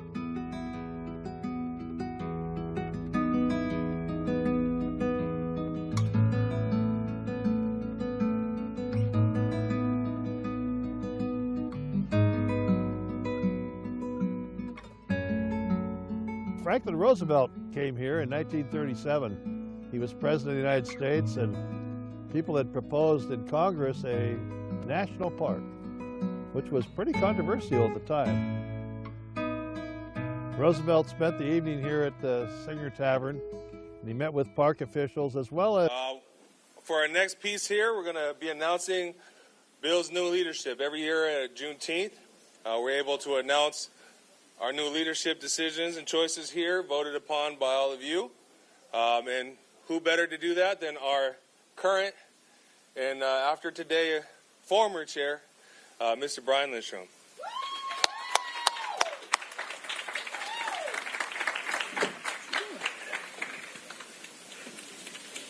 Thank you, thank you. And before I announce our new leadership, I wrote down some words to commemorate this last year. What an honor it is to be here with you all on Juneteenth, the day of liberation, legacy, and truth. This moment matters. Our presence here matters. And I want to take a few moments, not just to celebrate this day, but to reflect on what we've built, what we've weathered, and where we're headed. Bill was born from a bold vision to center the voices, lived experience, and leadership of black employees across this state. And today, that vision stands not just realized, but thriving. Over this past year, we've grown, not just in numbers, but in courage, clarity, and purpose. We've developed programs, uplifted each other, advocated for equity, and made sure that our voices were present in rooms where decisions were made. But let's be clear, none of this came easily. We faced trials, real ones. We led during a time of federal and state elections, when the political climate often left little room for our community's needs to be prioritized. We pushed through a statewide spending and hiring freeze, which forced tough conversations about capacity and impact. And we persisted. While existing in a time marked by divisive hate, political turmoil, and yes, the rising visibility of outward racism. All of this tested our resolve. But Bill did not just survive. We showed up. We stayed real, not perfect. We stayed rooted, resilient, and radically honest. And in doing so, we didn't just preserve our vision, we protected each other. And I could not have done this without the village behind me. So I want to give a heartfelt thank you to the many leaders and advisors who made this journey possible. So as I say your name, if you're present, please stand and get your virtual flowers. Marcus Glasper. Yeah, that's you. That's you. Jenny Sandoval. Shantae Florick. Cherie Willoughby. Tasha Tisdale. Lenora Sneva. Gary Lott. Dre Simpson. You're somewhere. Kat Schusley. Rochelle Nelson. Rachel August. And Annette Parker. Erica Marie Guzman. Donald Paul. Kiana Hayes. Micaiah Guy. And lastly, Amethyst James. And there are so many more. You showed up. You spoke truth. You held the line, and your leadership has been critical to our success. To my home agencies, OSPI and the UTC, thank you for the space and trust to lead this incredible work. Your support allowed me to engage deeply, to represent, build boldly, and to pour into this community fully. That means more than the words that I can say. And above all, I want to thank my family. To my mom, thank you for your example, your strength, your faith in me from the very beginning. To my wife, your love and patience have been my peace through it all. And to my sons, excuse me.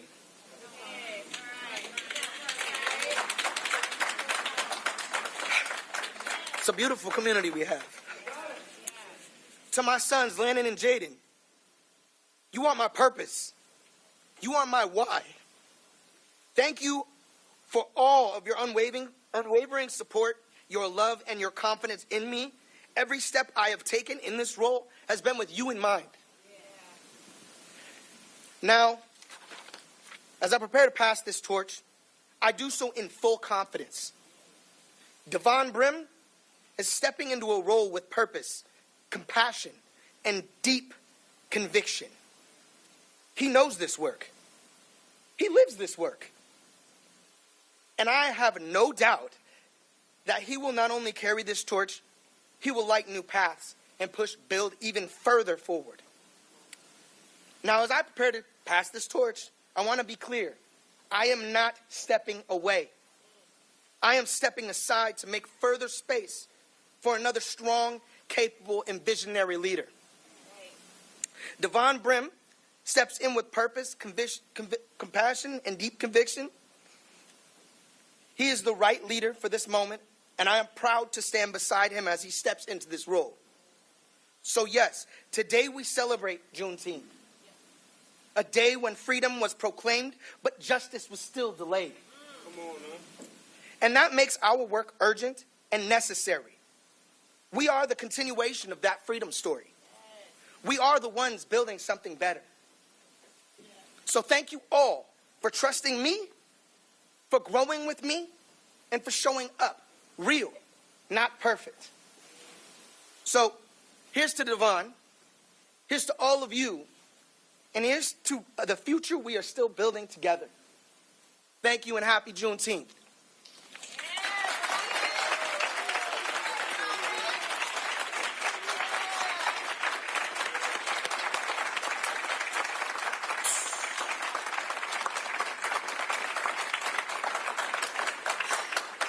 Appreciate each and every one of you. Now comes the fun part. It's all been fun. So I am elated to announce your new chair for the 2025-2026 term, Mr. Devon Brim.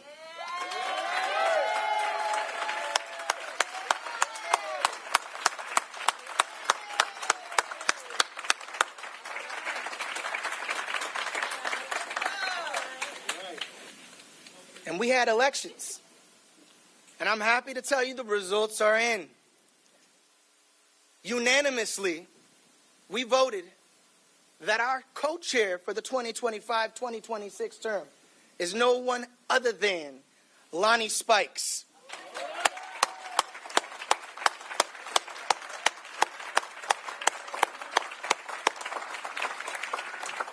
And in the same unanimous fashion, we voted and we elected our next executive assistant, Kiara Walton.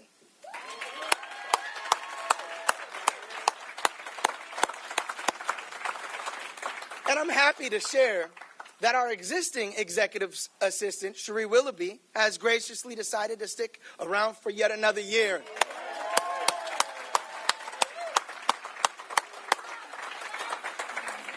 So thank you all. Please take a moment. Let's give a round of applause for the 2025-2026 new leadership team.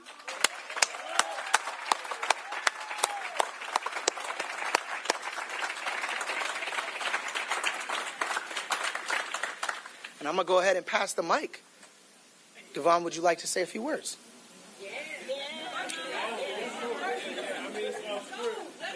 Hey, impromptu, this is how we do it. I'll be very quick with it, though. Yes, I will do a few words. I mean, we'll stay on schedule because people got lives to live.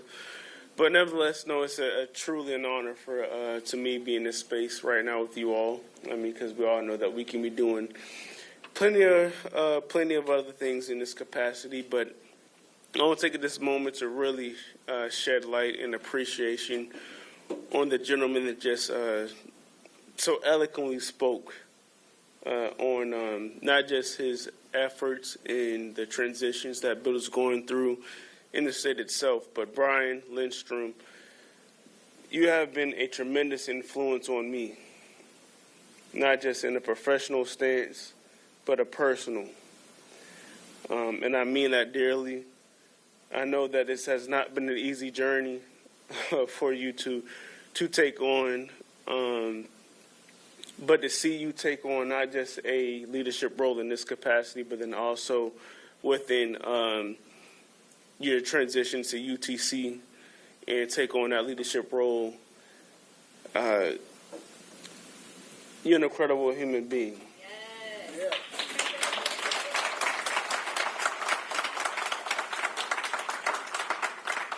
And it goes without saying that being an incredible human being comes with an incredible responsibility. And with that being said, that even though you're transitioning out this role, you're transitioning into a new role, which is the continuation of what you build upon, which is Sasha Nixon. So over there, she's solid over there. but many others. So that being said, your influence will not only be felt, but beyond myself. So thank you. I greatly appreciate everything you've done, everything you withstand, because without you, I wouldn't be here right now. And I hope that everyone on this call and those who are looking at it via stream, via TVW, and in this space right now, that this person right here that you see has just spoken is a true leader of the community. And when I say the community, it's not just Build, but the space that we live in Lacey, Washington State, and UTC. Excuse me if I don't say it right, but it's called a utility transmission and transportation. But yeah, no, I can go on. I'm a preacher's son, for sure. But no, I'm gonna say this: that Brian, Marcus, thank you all for entrusting me with the ability to lead. And Darrow, Brown, yes, I'm looking at you right now, because we had a lot of conversations, and we are even down on Paul and a lot of many other folks. But Brian, this ain't the end. You just beginning, man. This is where you starting it. You've served your purpose, and now it's another level for you to reach, and for you to take this Build thing to another level, and then in your own personal life, man. You're a father, a partner, a leader in HR, and in many other capacities. So thank you for guiding me in the ways that I should go, because Lord knows I'm a mess up. People be criticizing leaders, but that's why we hold the crown that we have, because at the end of the day, when something goes wrong, and Marcus already knows, hey, we gonna get them emails that say, hey man, this is looking like trash, but here we are, we gonna take fault for it, and that's where we get paid the big bucks. And I honestly, I'm so excited for this opportunity. So, and also, hey, you know what? Like I said, I'm a preacher's son. I'm notorious, but Gary Lawton, facts. Over there with the well-trimmed beard, because I have a issue with plucking when I'm stressed. I pluck my stuff. But man, you honestly, and I'm not gonna take away the shine, but Brian, you've instilled trusted ownership of how we guide ourselves. And Gary, I thank you for filling those needs that we have. And we couldn't do that without Brian saying, hey, this is what Build is about. We're about empowering, uplifting voices, and sharing spaces where we all can thrive and strive for greatness. And Brian being a person of change and transformation, if he was the bearer that was stood in our place, Gary wouldn't have this opportunity like many others. So with me saying, Gary, if he gonna call my name, and he a preacher, so if we don't stop, then somebody got to. That's why I had the second mic, But we wanted to do something special, and I appreciate the kind words. Brian, if we can bring you over here, sir. I had to sneak in last year too, but we just wanted to put together a token of our appreciation, a little certificate of appreciation here. And sincere gratitude for your valuable contributions, dedication, and support to Blacks United in Leadership and Diversity, Washington State Business Resource Group as Bill Chair. Your exceptional commitment, leadership, and service have made a significant impact on our mission and community. Thank you for being an inspiration to us all and for your sacrifices, commitment, and dedication as Bill Chair. So we got this certificate of appreciation, but we also, the moments and the memories. The moments make the memories here, so together a little, some of the photos here, we even got them at our recent event there at the pride flag raising there, pointing at the, holding down the bill table there. So just another round of applause here, sir. We wanted to make sure you left with something to remember us by, even though you ain't going far. Appreciate you, brother. And I'll hand it back. I think I'll hand it back over to Devon. No, just kidding. We'll hand it over next, I think, to Dr. Sutton, who's got a couple more words for our ending notes. And then I think we'll be introducing a spoken word moment here. So, and one more round of applause for Brian, please.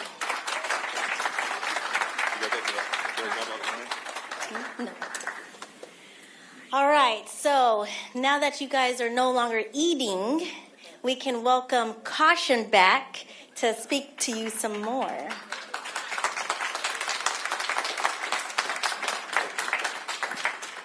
And the room is emptier. That's okay. I know how this works. I live in Tacoma. I know how this works. Everybody trying to get out of here ASAP. But I have a rule, right? I've been sharing stages with people for a long time, and whether it's 5 people or 50,000, I'm still going to give you every part of me. So the room could have one person, and you were meant to be here, so it's fine. But I also realize a lot of people like entertainment. They like to be, entertained. But I'm not a performer. I'm a person who's had a really hard life. And maybe we should just take just a couple minutes to talk about that real quick so you can understand where my poetry comes from, where this passion actually comes from. So I'm born and raised in Tacoma, Washington. I come from a single parent situation. My father was never around, so the black role model that I needed in my life was non-existent. At the age of 13, not only was I part of the school-to-prison pipeline, but at the age of 13, I was shot as a child, minding my business. So I don't know how many other 13-year-olds y'all know that have been shot. But I was shot. And then a few years later, because, violence begets violence and hurt people, I didn't know what to do. So I turned that hurt and that pain and I started hurting other people, right? The gang that I got shot for, I wasn't even in a gang when I got shot. And they chased me for 2 years like, you got shot for us, you might as well be for us. And I finally gave in to that. Not long after that, I found myself in the commission of a crime that almost got me 20 to life. And instead, I got sentenced to juvenile life. It was something that they call a manifest justice, where they can sentence you crazy stuff outside the standard sentencing range. So I went into the juvenile prison in JRA, is what it used to be called back in the day. At the age of 15, I had just turned 15. I went in there as a young, angry man, mad at the world. My release date was Y2K. I thought the world was going to end in Y2K. You know what I'm saying? It's like, what is there even a reason to try to do good for right now? This is just, it's weird. But when I got in there, I realized 2 things. I realized that I could excel at my own rate as long as I'm not worried about what everybody else is doing. And so while I was inside that carceral system for 6 years, from the age of 15 to 21, I got my GED as soon as I turned 16. I graduated from high school a year early. Then they brought a program in called Gateways for Incarcerated Youth that started bringing college credits and cultural curriculum inside the institution. And so I became a 2-time published author at the age of 18 while still serving a juvenile life sentence here in the state of Washington. One of those books has been required reading at Evergreen State College for the last 26 years. Okay? So I'm not just a poet. I'm not up here just throwing around fancy words. Like, I come from real struggle. And I realized that the only way I could create change was to go back to the same place that shaped me and be a role model for them. Show them that there's different things that we can do to reach those achievements. So, for instance, just last week, I was hired to write a poem for Husky graduates. I was paid $5,000 to write that poem, okay? Now, I'm not saying that to say, whoa, that's cool, but it's to say for young people who think that you can't do something, just my words, just the creativity out of my head is getting me paid. And then it allowed me to just do the commencement speech this morning at UW-T for like 12,000 people in the Tacoma Dome. This is somebody who's formerly incarcerated. This is somebody who's been shot and caused harm in society, but has spent the last 20-something years of my life trying to repair that harm, going back inside of schools and prisons and carceral systems. So this month is always a busy month for me. So this month I also have the honor of going into Purdy Prison and celebrating their Juneteenth with them. So just an honor to do that. So I'm going to share the piece that I was asked to write because, again, after fighting systems for years, I realized that the only system I need to worry about is the one that's in here. That's the only system I need to worry about. I heard a quote about 6 years ago, and it was from a freedom fighter out of Oakland, and she said, "What's the point of fighting for freedom if I'm not living it?" And that just really stuck with me. So for me, this poem is called Limitless. And it's because how often do we limit ourselves? And whose expectations are we subscribing to? And then we're using them, applying them to ourselves, right? So I understand the power of manifesting our words. I understand the power that we shape our realities, right? By standing in our truth and being resilient. So I'm going to share a poem with you called Limitless. Y'all want to hear it? Yeah. All right, let's do it. They told us the sky was the limit, but never told us that was a lie and a gimmick. To keep our minds timid, to hinder our vision from imagining what's beyond it. They told us what we couldn't be. They told us what we shouldn't be. They even told us what we wouldn't be. Now look around. Look at we, right? Look at us. Just cups runneth over as we come closer to becoming freedom. Absolute freedom without the cuffs. As we come closer to believing that we are enough. Enough to keep on keeping on. Enough to never give in or giving up, even though at times we wanted to stop holding on, but now that's that same old song. Let's look at you. Proof in the pudding that you were doing exactly what they said you couldn't do. And why shouldn't you? Who gave us these limits that we didn't agree with, these ceilings that we didn't believe in? And why do they want us to believe in being second in the first place? Or being second best in a second-hand race with second-hand smoke from the polluted and diluted dreams they wanted us to chase and embrace when we've always been second to none.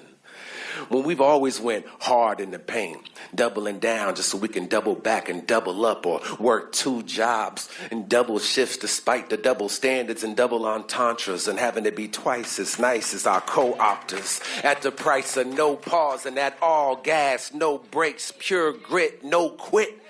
The understanding that there's gain in every one of our losses, that cosmic fire, that burning desire, that phoenix flying fearlessly out the flickering flames, that drive that never subsides, that stay up all night until we finally get it right, that R.I.P. DJ Lover J, winners train and losers complain, mentality that shifts our reality, that mental fortitude that forges you and forges you. And forges you into a sword that moves through time and space unimpeded. Unprecedented, the underrepresented have successfully succeeded. Even though they tried to arrest our development, they couldn't deny our achievements or deny our intelligence, and you are the evidence. You got that if at first you don't succeed. You try again without hesitance in your melanin. You got that by any means necessary. X marks the spot. A perseverance in your spirit to be legendary and never secondary. to being brave when it's so easy to stay afraid. You got that eyes on the prize gaze, that never looking back and always pushing through attitude as we unfold into the best versions of ourselves with gratitude, with the magnitude to become undeniably unstoppable, because we have the natural born ability to turn every impossible into I'm possible. Limitless. There are no limits that we subscribe to, not even the sky.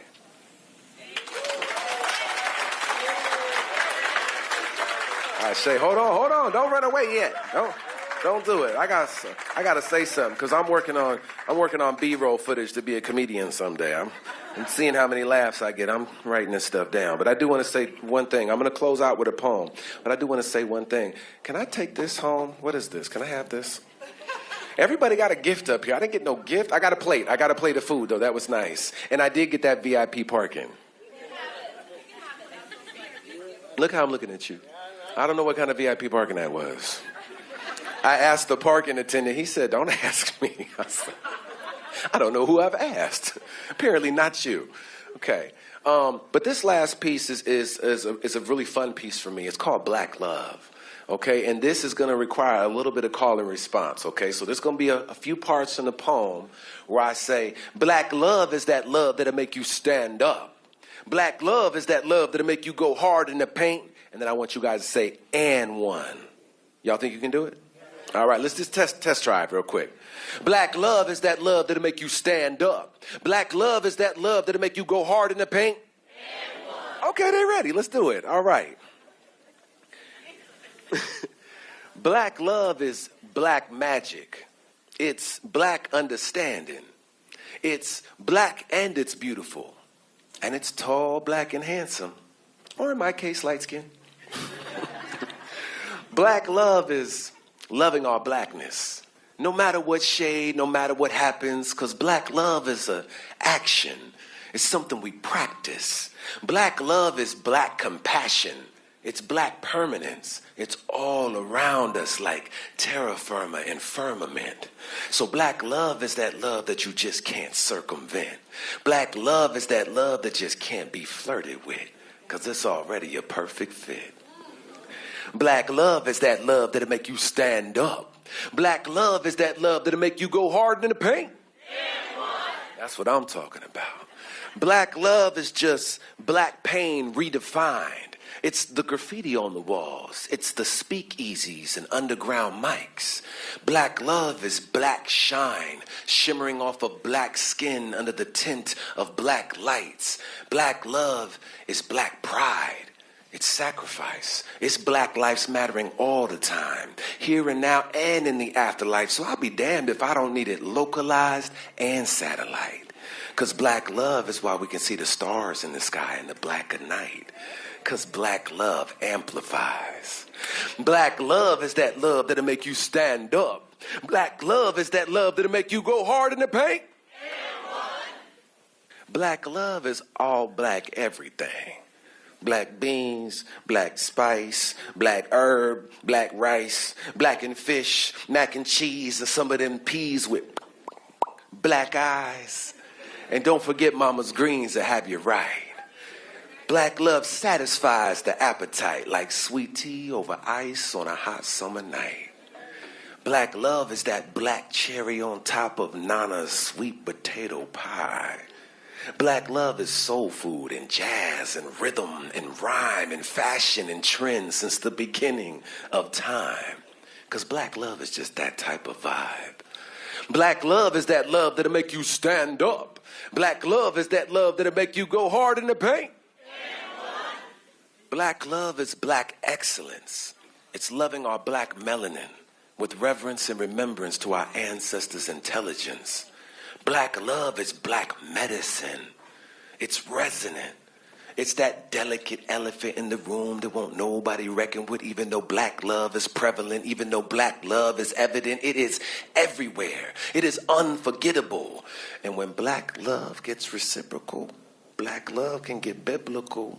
Because black love is spiritual, literal. It is spiritual fulfillment. It is loving ourselves for real and loving our children through thick and thin and again and again and again and then some. Because black love is black healing. That's black love. Thank you.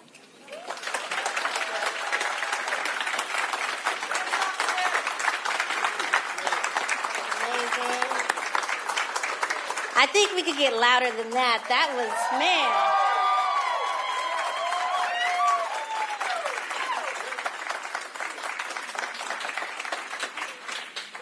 I don't know why that was not just our closing, because nothing, I think, can compare to that. But here we go. As we bring our program to a close, BUILD would like to thank our Washington State agency and other sponsors whose contributions helped make this event possible.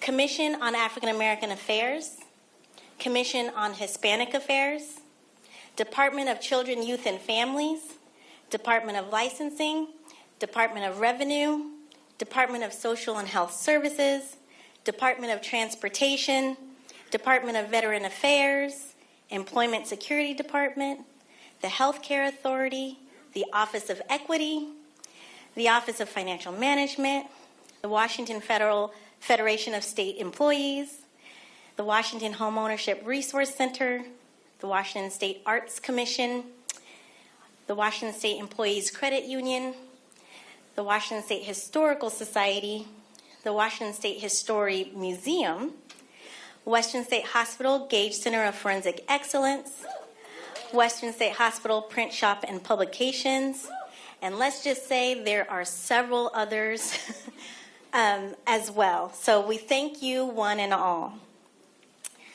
My closing remarks. Oh, yeah, we could give them a round of applause. We're here because they support us. Let's do that. So, my closing remarks. I am not a public speaker. And so, while I might not show it as much, it is hot in here and there's a tornado inside of me like no one's business. So, I had to write some notes. But I didn't want to just come with something that I pre-wrote. I wanted to make sure to use this space, listen to the speakers, and then take some time to reflect. So here's what came for me today. I woke today with the intention of exuding the spirit of those that have inspired me. And in this moment, the person who comes up the most is my grandmother, Pastor Sandra Logan. While no longer with us, I remember she always told me to make sure my cup was full in order to give unto others. Today was one of those things that did that for me. Hearing history I've not heard and that continues to have an impact on the world as I know it, thereby preventing erasure. Being surrounded by positive, well-intended, goal-oriented change workers and giving my time and energy to others that could benefit are just a few things that come to mind today that have filled my cup. I say all of this as a lead up to my question for all of you. Take a look within and ask yourself, did my cup get full today? If you tell yourself no, I encourage you to continue working on it so that one day when you are called to action, you have it to give. And if you tell yourself yes, I encourage you to use that energy in a way that creates change. This could be anything, so-called big or small.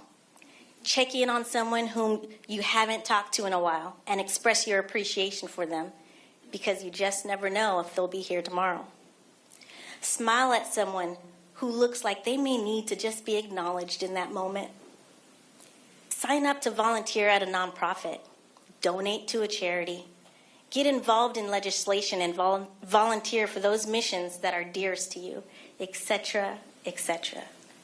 It's with this energy that we can become great disruptors, and disruptors are the moving forces of change. I implore you to make a vow to yourself to become an agent of change from this day forward. My grandma not only said to make sure my cup was full, but to keep doing things that fill it. So don't forget to continue refilling your cup, keeping in mind that what you need changes as you grow. With optimism, thank you, Nick Brown, who's no longer here, I hope to see you all at the next Build event, and at minimum, the next Build Juneteenth celebration, because you know there will be a next, and another after that, and another after that, and so on and so forth, because we're not going anywhere.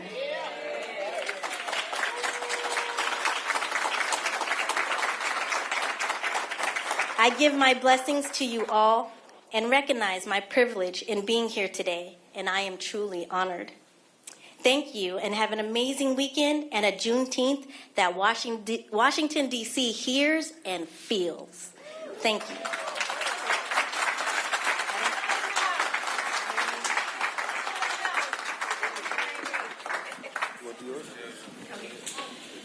You want to go first? Go ahead.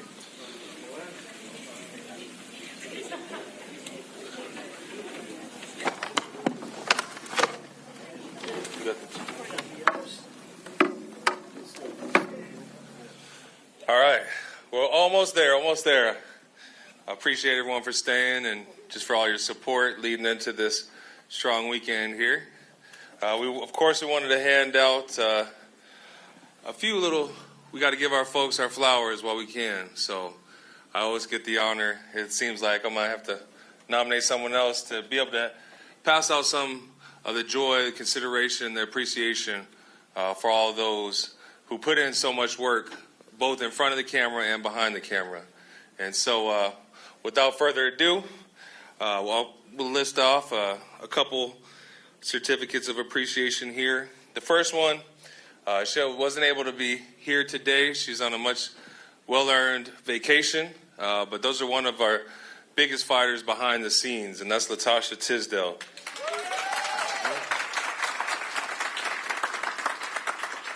Just the amount of work, the amount of emails, the amount of calls, the amount of efforts that she puts forth is something that none of you will see.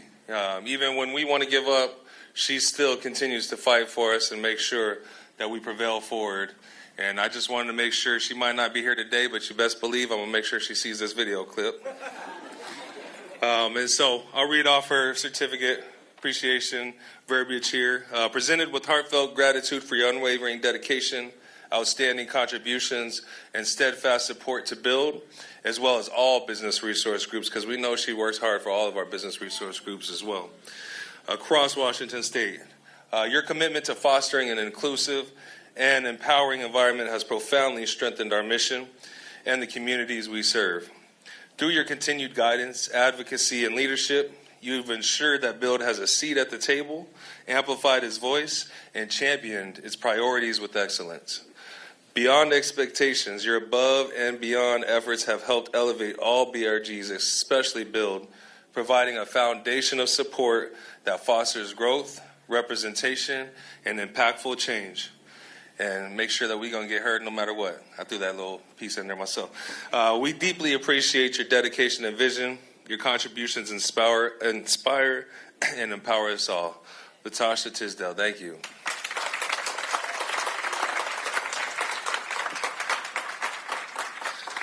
Put that one down there. I think Andre's going to come and read off. Denise is going to help and read off some of these other two here. She got them? All right. You got it. Which one you got? Okay. Make sure, dang, she got more than me, dang. I wanted to do a little sneak attack here, too. Someone who's behind the scenes and in front of the scenes and make sure that we have the events that we do since the very first Juneteenth to the Juneteenth we have before us today. Mr. Andre Simpson, please.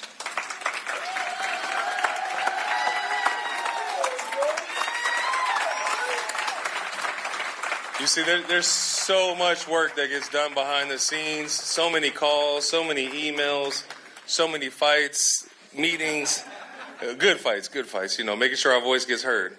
that Andre makes sure it happens. And we would not be able to be where we are without you, brother. You inspire me. You motivate me. You inspire me. You give me that good energy, even on days when my cup might be feeling empty. And I just really wanted to take this moment on behalf of all of us at Build to thank you. So I'll read the certificate here. Recognition of your tireless dedication, exceptional service, and unwavering support of Blacks United in Leadership on Diversity. Through consistent guidance, advocacy, and leadership, you have secured Build's seat at the table, amplified our voice, and advanced our priorities with distinction. You have gone further still, meticulously planning, preparing, and orchestrating the complex logistics behind multiple Juneteenth and Black History Month celebrations, as well as all your work on our Histories and Activities subcommittee. Because of your behind-the-scenes mastery, he is the master right there. We had to hit him that one. Each event ran seamlessly, honored Black history with dignity, and inspired meaningful engagement agency-wide and statewide.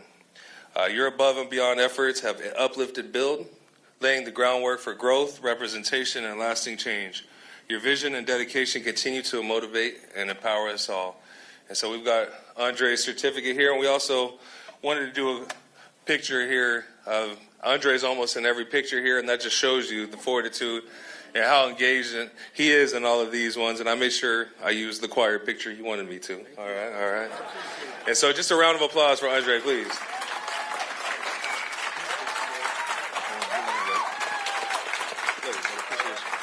All right. With that being said, I'll hand it over to El Denise here, who's got a couple more flowers to give.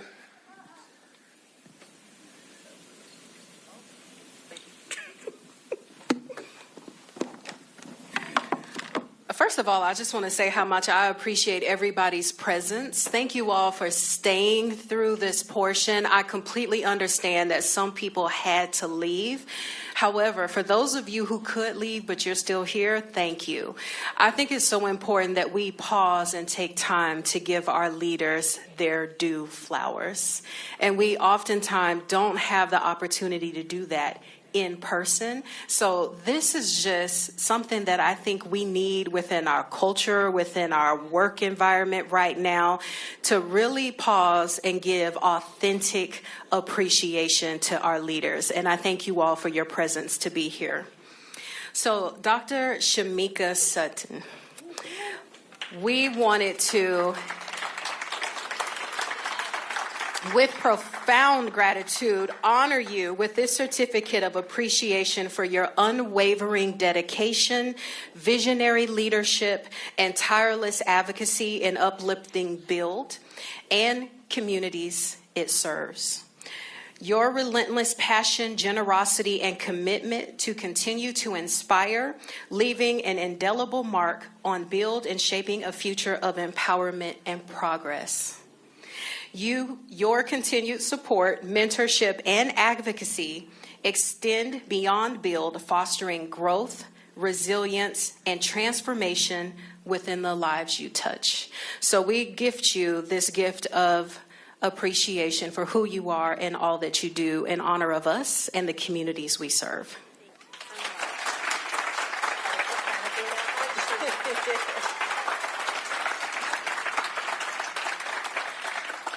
I hope that our food supporter is still here. Can someone please look? If you're standing under the exit, they've already left. However, they may watch the playback. And so I just want to say, in certificate of appreciation to Tamu Foods, in recognition for their willingness to support Build's Juneteenth event. These are tumultuous times, and sometimes we ask a lot of our vendors who partner with us and participate to help support these events. And so when you're thinking about coming from Federal Way on a Friday to bring us some food and to be so gracious and loving and kind, and it was delicious, we greatly appreciate them. And so this certificate of appreciation says, with heartfelt gratitude, we present this certificate to Tamu Foods for providing nourishing, delicious meals that elevated this year's Build Juneteenth event. Their unwavering commitment to culinary excellence and community enrichment has made a lasting impact on our celebration of heritage and a unity at Build. So if we can have a round of applause for Tamu Foods.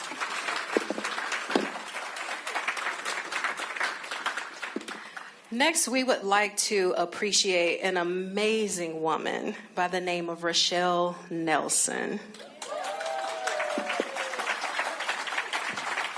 Before I read this, I just want to say Rochelle is responsible for the beautiful elegance that you all see here. This woman has an eye for detail like no other. Miss Juneteenth received her gift and looked at the bag and said, "There's a D on it." It's that level of attention, the D for her first name, Darion. It's that level of attention that young lady left here feeling so special and loved. So in addition to just the invitation, the care that was put into making sure she was seen and valued, we appreciate you for that. I appreciate you for that. And in reading what was actually given to me, in recognition of your willingness to support Build's Juneteenth event, with heartfelt gratitude, we present this certificate to you, Rochelle, for your outstanding eye for design and decorating. You have God-given talent that has elevated Build's events to the next level. Your unwavering commitment to excellence and community enrichment has made a lasting impact on our celebration of heritage and unity at Build. And so today we honor you and we give you this certificate of appreciation. You are so welcome.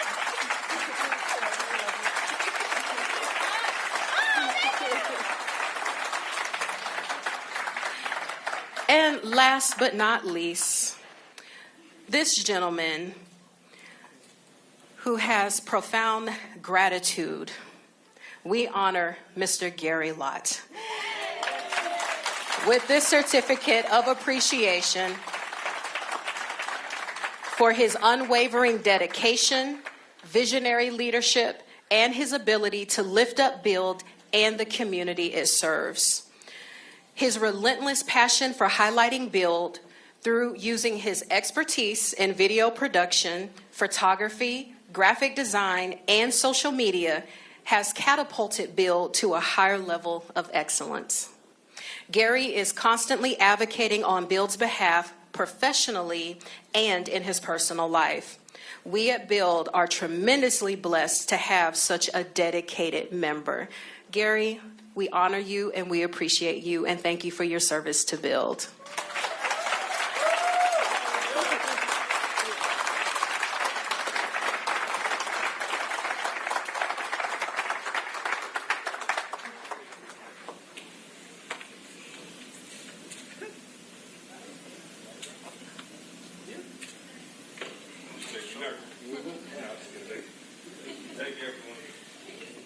Good afternoon, everyone. I am not on program, but I want to say this is that in our celebration today, it's also Father's Day weekend, and we have many men here in the audience today. So let's take a moment to celebrate the fathers, the uncles, the goddads, the uncles. Scott said uncles, so sorry. But those of you who are taking time with our young people, I applaud you.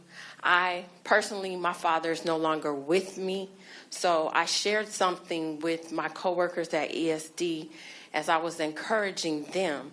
And I said, for those of us whose fathers aren't here, I used to be sad when it came time for Father's Day. But over time, grief left. And so now when I look in the mirror at Father's Day time, I'm looking at my dad because I'm him. I represent him. So let us, ladies, please just stand and applaud our fathers that are in the audience today. Thank you so much for all that you do and keeping our families going. Thank you. And then lastly, it is Men's Mental Health Month. So let us make sure that we're good. So, the men that are in your life, ask them, are you good? Is there something I can do? And then let's encourage them if they do need resources. Let's connect it. So let's not forget the importance. And I see Mr. Brown in the back, and he was very instrumental in our EAP program. And so, you know, those of us who are state employees, we know that EAP exists. So if we need resources, let's connect. And then we have resources that are beneficial to our community. Let's connect. So let's make sure that we are not hurting and that we are loving each other and making sure that we're reaching out so that no one does get left behind or forgotten.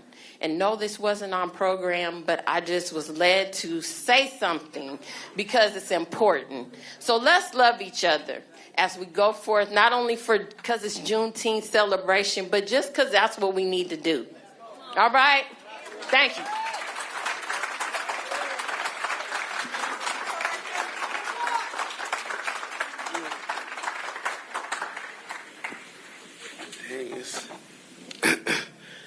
It's about that time, I guess. But I will say that is a perfect example of conviction for Cherie.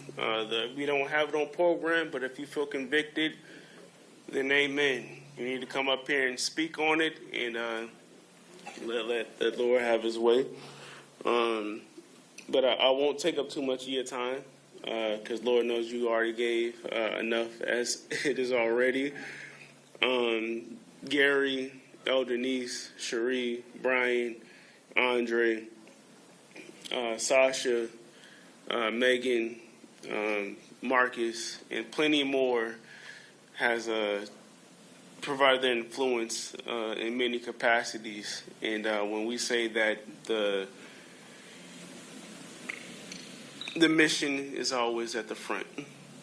And I'm not sure if everyone's aware of this quote, but I live by this daily. Focus on the mission, not the position.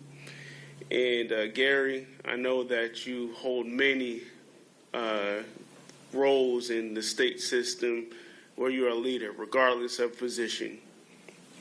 And as Brian, you transition, regardless, you are a leader in this. In past, Sasha, Megan, you might not be in some spaces, but you're the leader in build. And I see that within our own spaces, in our professional careers, where we, it's not just in terms of build, but we got to apply that in our own work lives, is that we might not hold the title of managers, we might not hold the title of leaders or directors, but we have agency.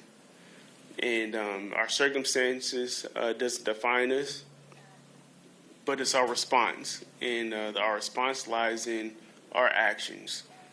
So that's what I will say. But as we can conclude this amazing event, there's pros and cons to everything. And I appreciate everyone that gave us grace in the midst of chaos. I would definitely say that it's an absolute honor to step into this role as co-chair, not co-chair. See, I'm thinking back in. It's like, hey, I'm thinking, but it's an absolute honor to step in this role as chair. It's been an amazing experience coming into this space and coming from comms. And I ain't gonna lie, Shasha, I mentioned you because I remember I was like, hey, I'm born and bred, Florida raised, and I'm going to put it on life. And I ain't going to lie, I'm a church boy, so I can preach for a long time. But when I asked you, I was like, hey, how can I be involved? She's like, you should be in comms. Try it out. And then I seen Dennis, and Dennis was like, yeah, come on, be in comms. I was like, oh, sure, I'll be in comms. And now look where I'm at. I'm like, oh, I'm being the chair. It goes a long way. But it's to say that it's this honor to step in this position, and I promise to lead with heart. Yeah, I got to get used to this distance. You did it. Yes, indeed. I did it, indeed. But nevertheless, I will promise to lead with heart, integrity, and with the values that guide me every day, which is courage, compassion, loyalty, ownership, discipline, and faith. And yes, I will be vulnerable. I am a father, and I carry myself with that each and every day. Because believe it or not, that what you do in life someone is seeing it, and I believe if you don't believe in a higher being, that it's going to come back to you. So therefore, that how you carry yourself, it's going to carry on to the next generation, whether we believe it or not. So with that being said, of course, this title of chair is not just a title, it's a commitment, and a commitment to continue the work that has already been in motion, that is to elevate voices and to keep building spaces where black employees are seen and heard and valued, which I think we accomplished in this context and capacity. Because, yeah, like I said before, we're not all in leadership, but in a way or another, that we all have skills. Thank you, Keita, for one. I mean, being an ally. Yes, for one. Yes, thanks. Because if you can't pander on, because I would have been there, sitting over there where she's at, I would have been holding that case down. But that shows the partnership that we have and that we need to really expand on. And it's to say that if, of course I have scripts, but that's there and there. I'm going to run through this real quick and say that if you are able to stick around, we would love for you to enjoy the rest of the event, listen to the music that our man's Maurice Edson can provide, and visit the informational tables and take time to connect with someone new more than the festivities.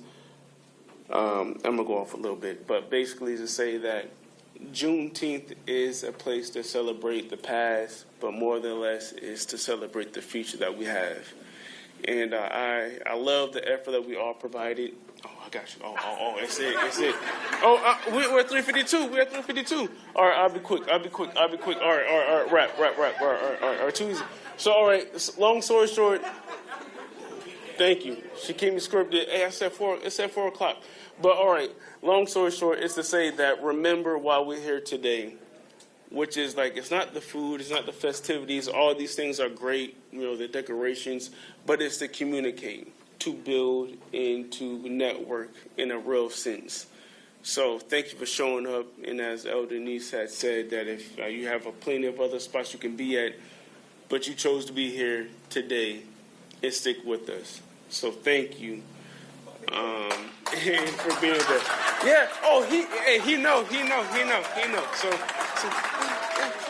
okay, yeah. I'm gonna give the mic over.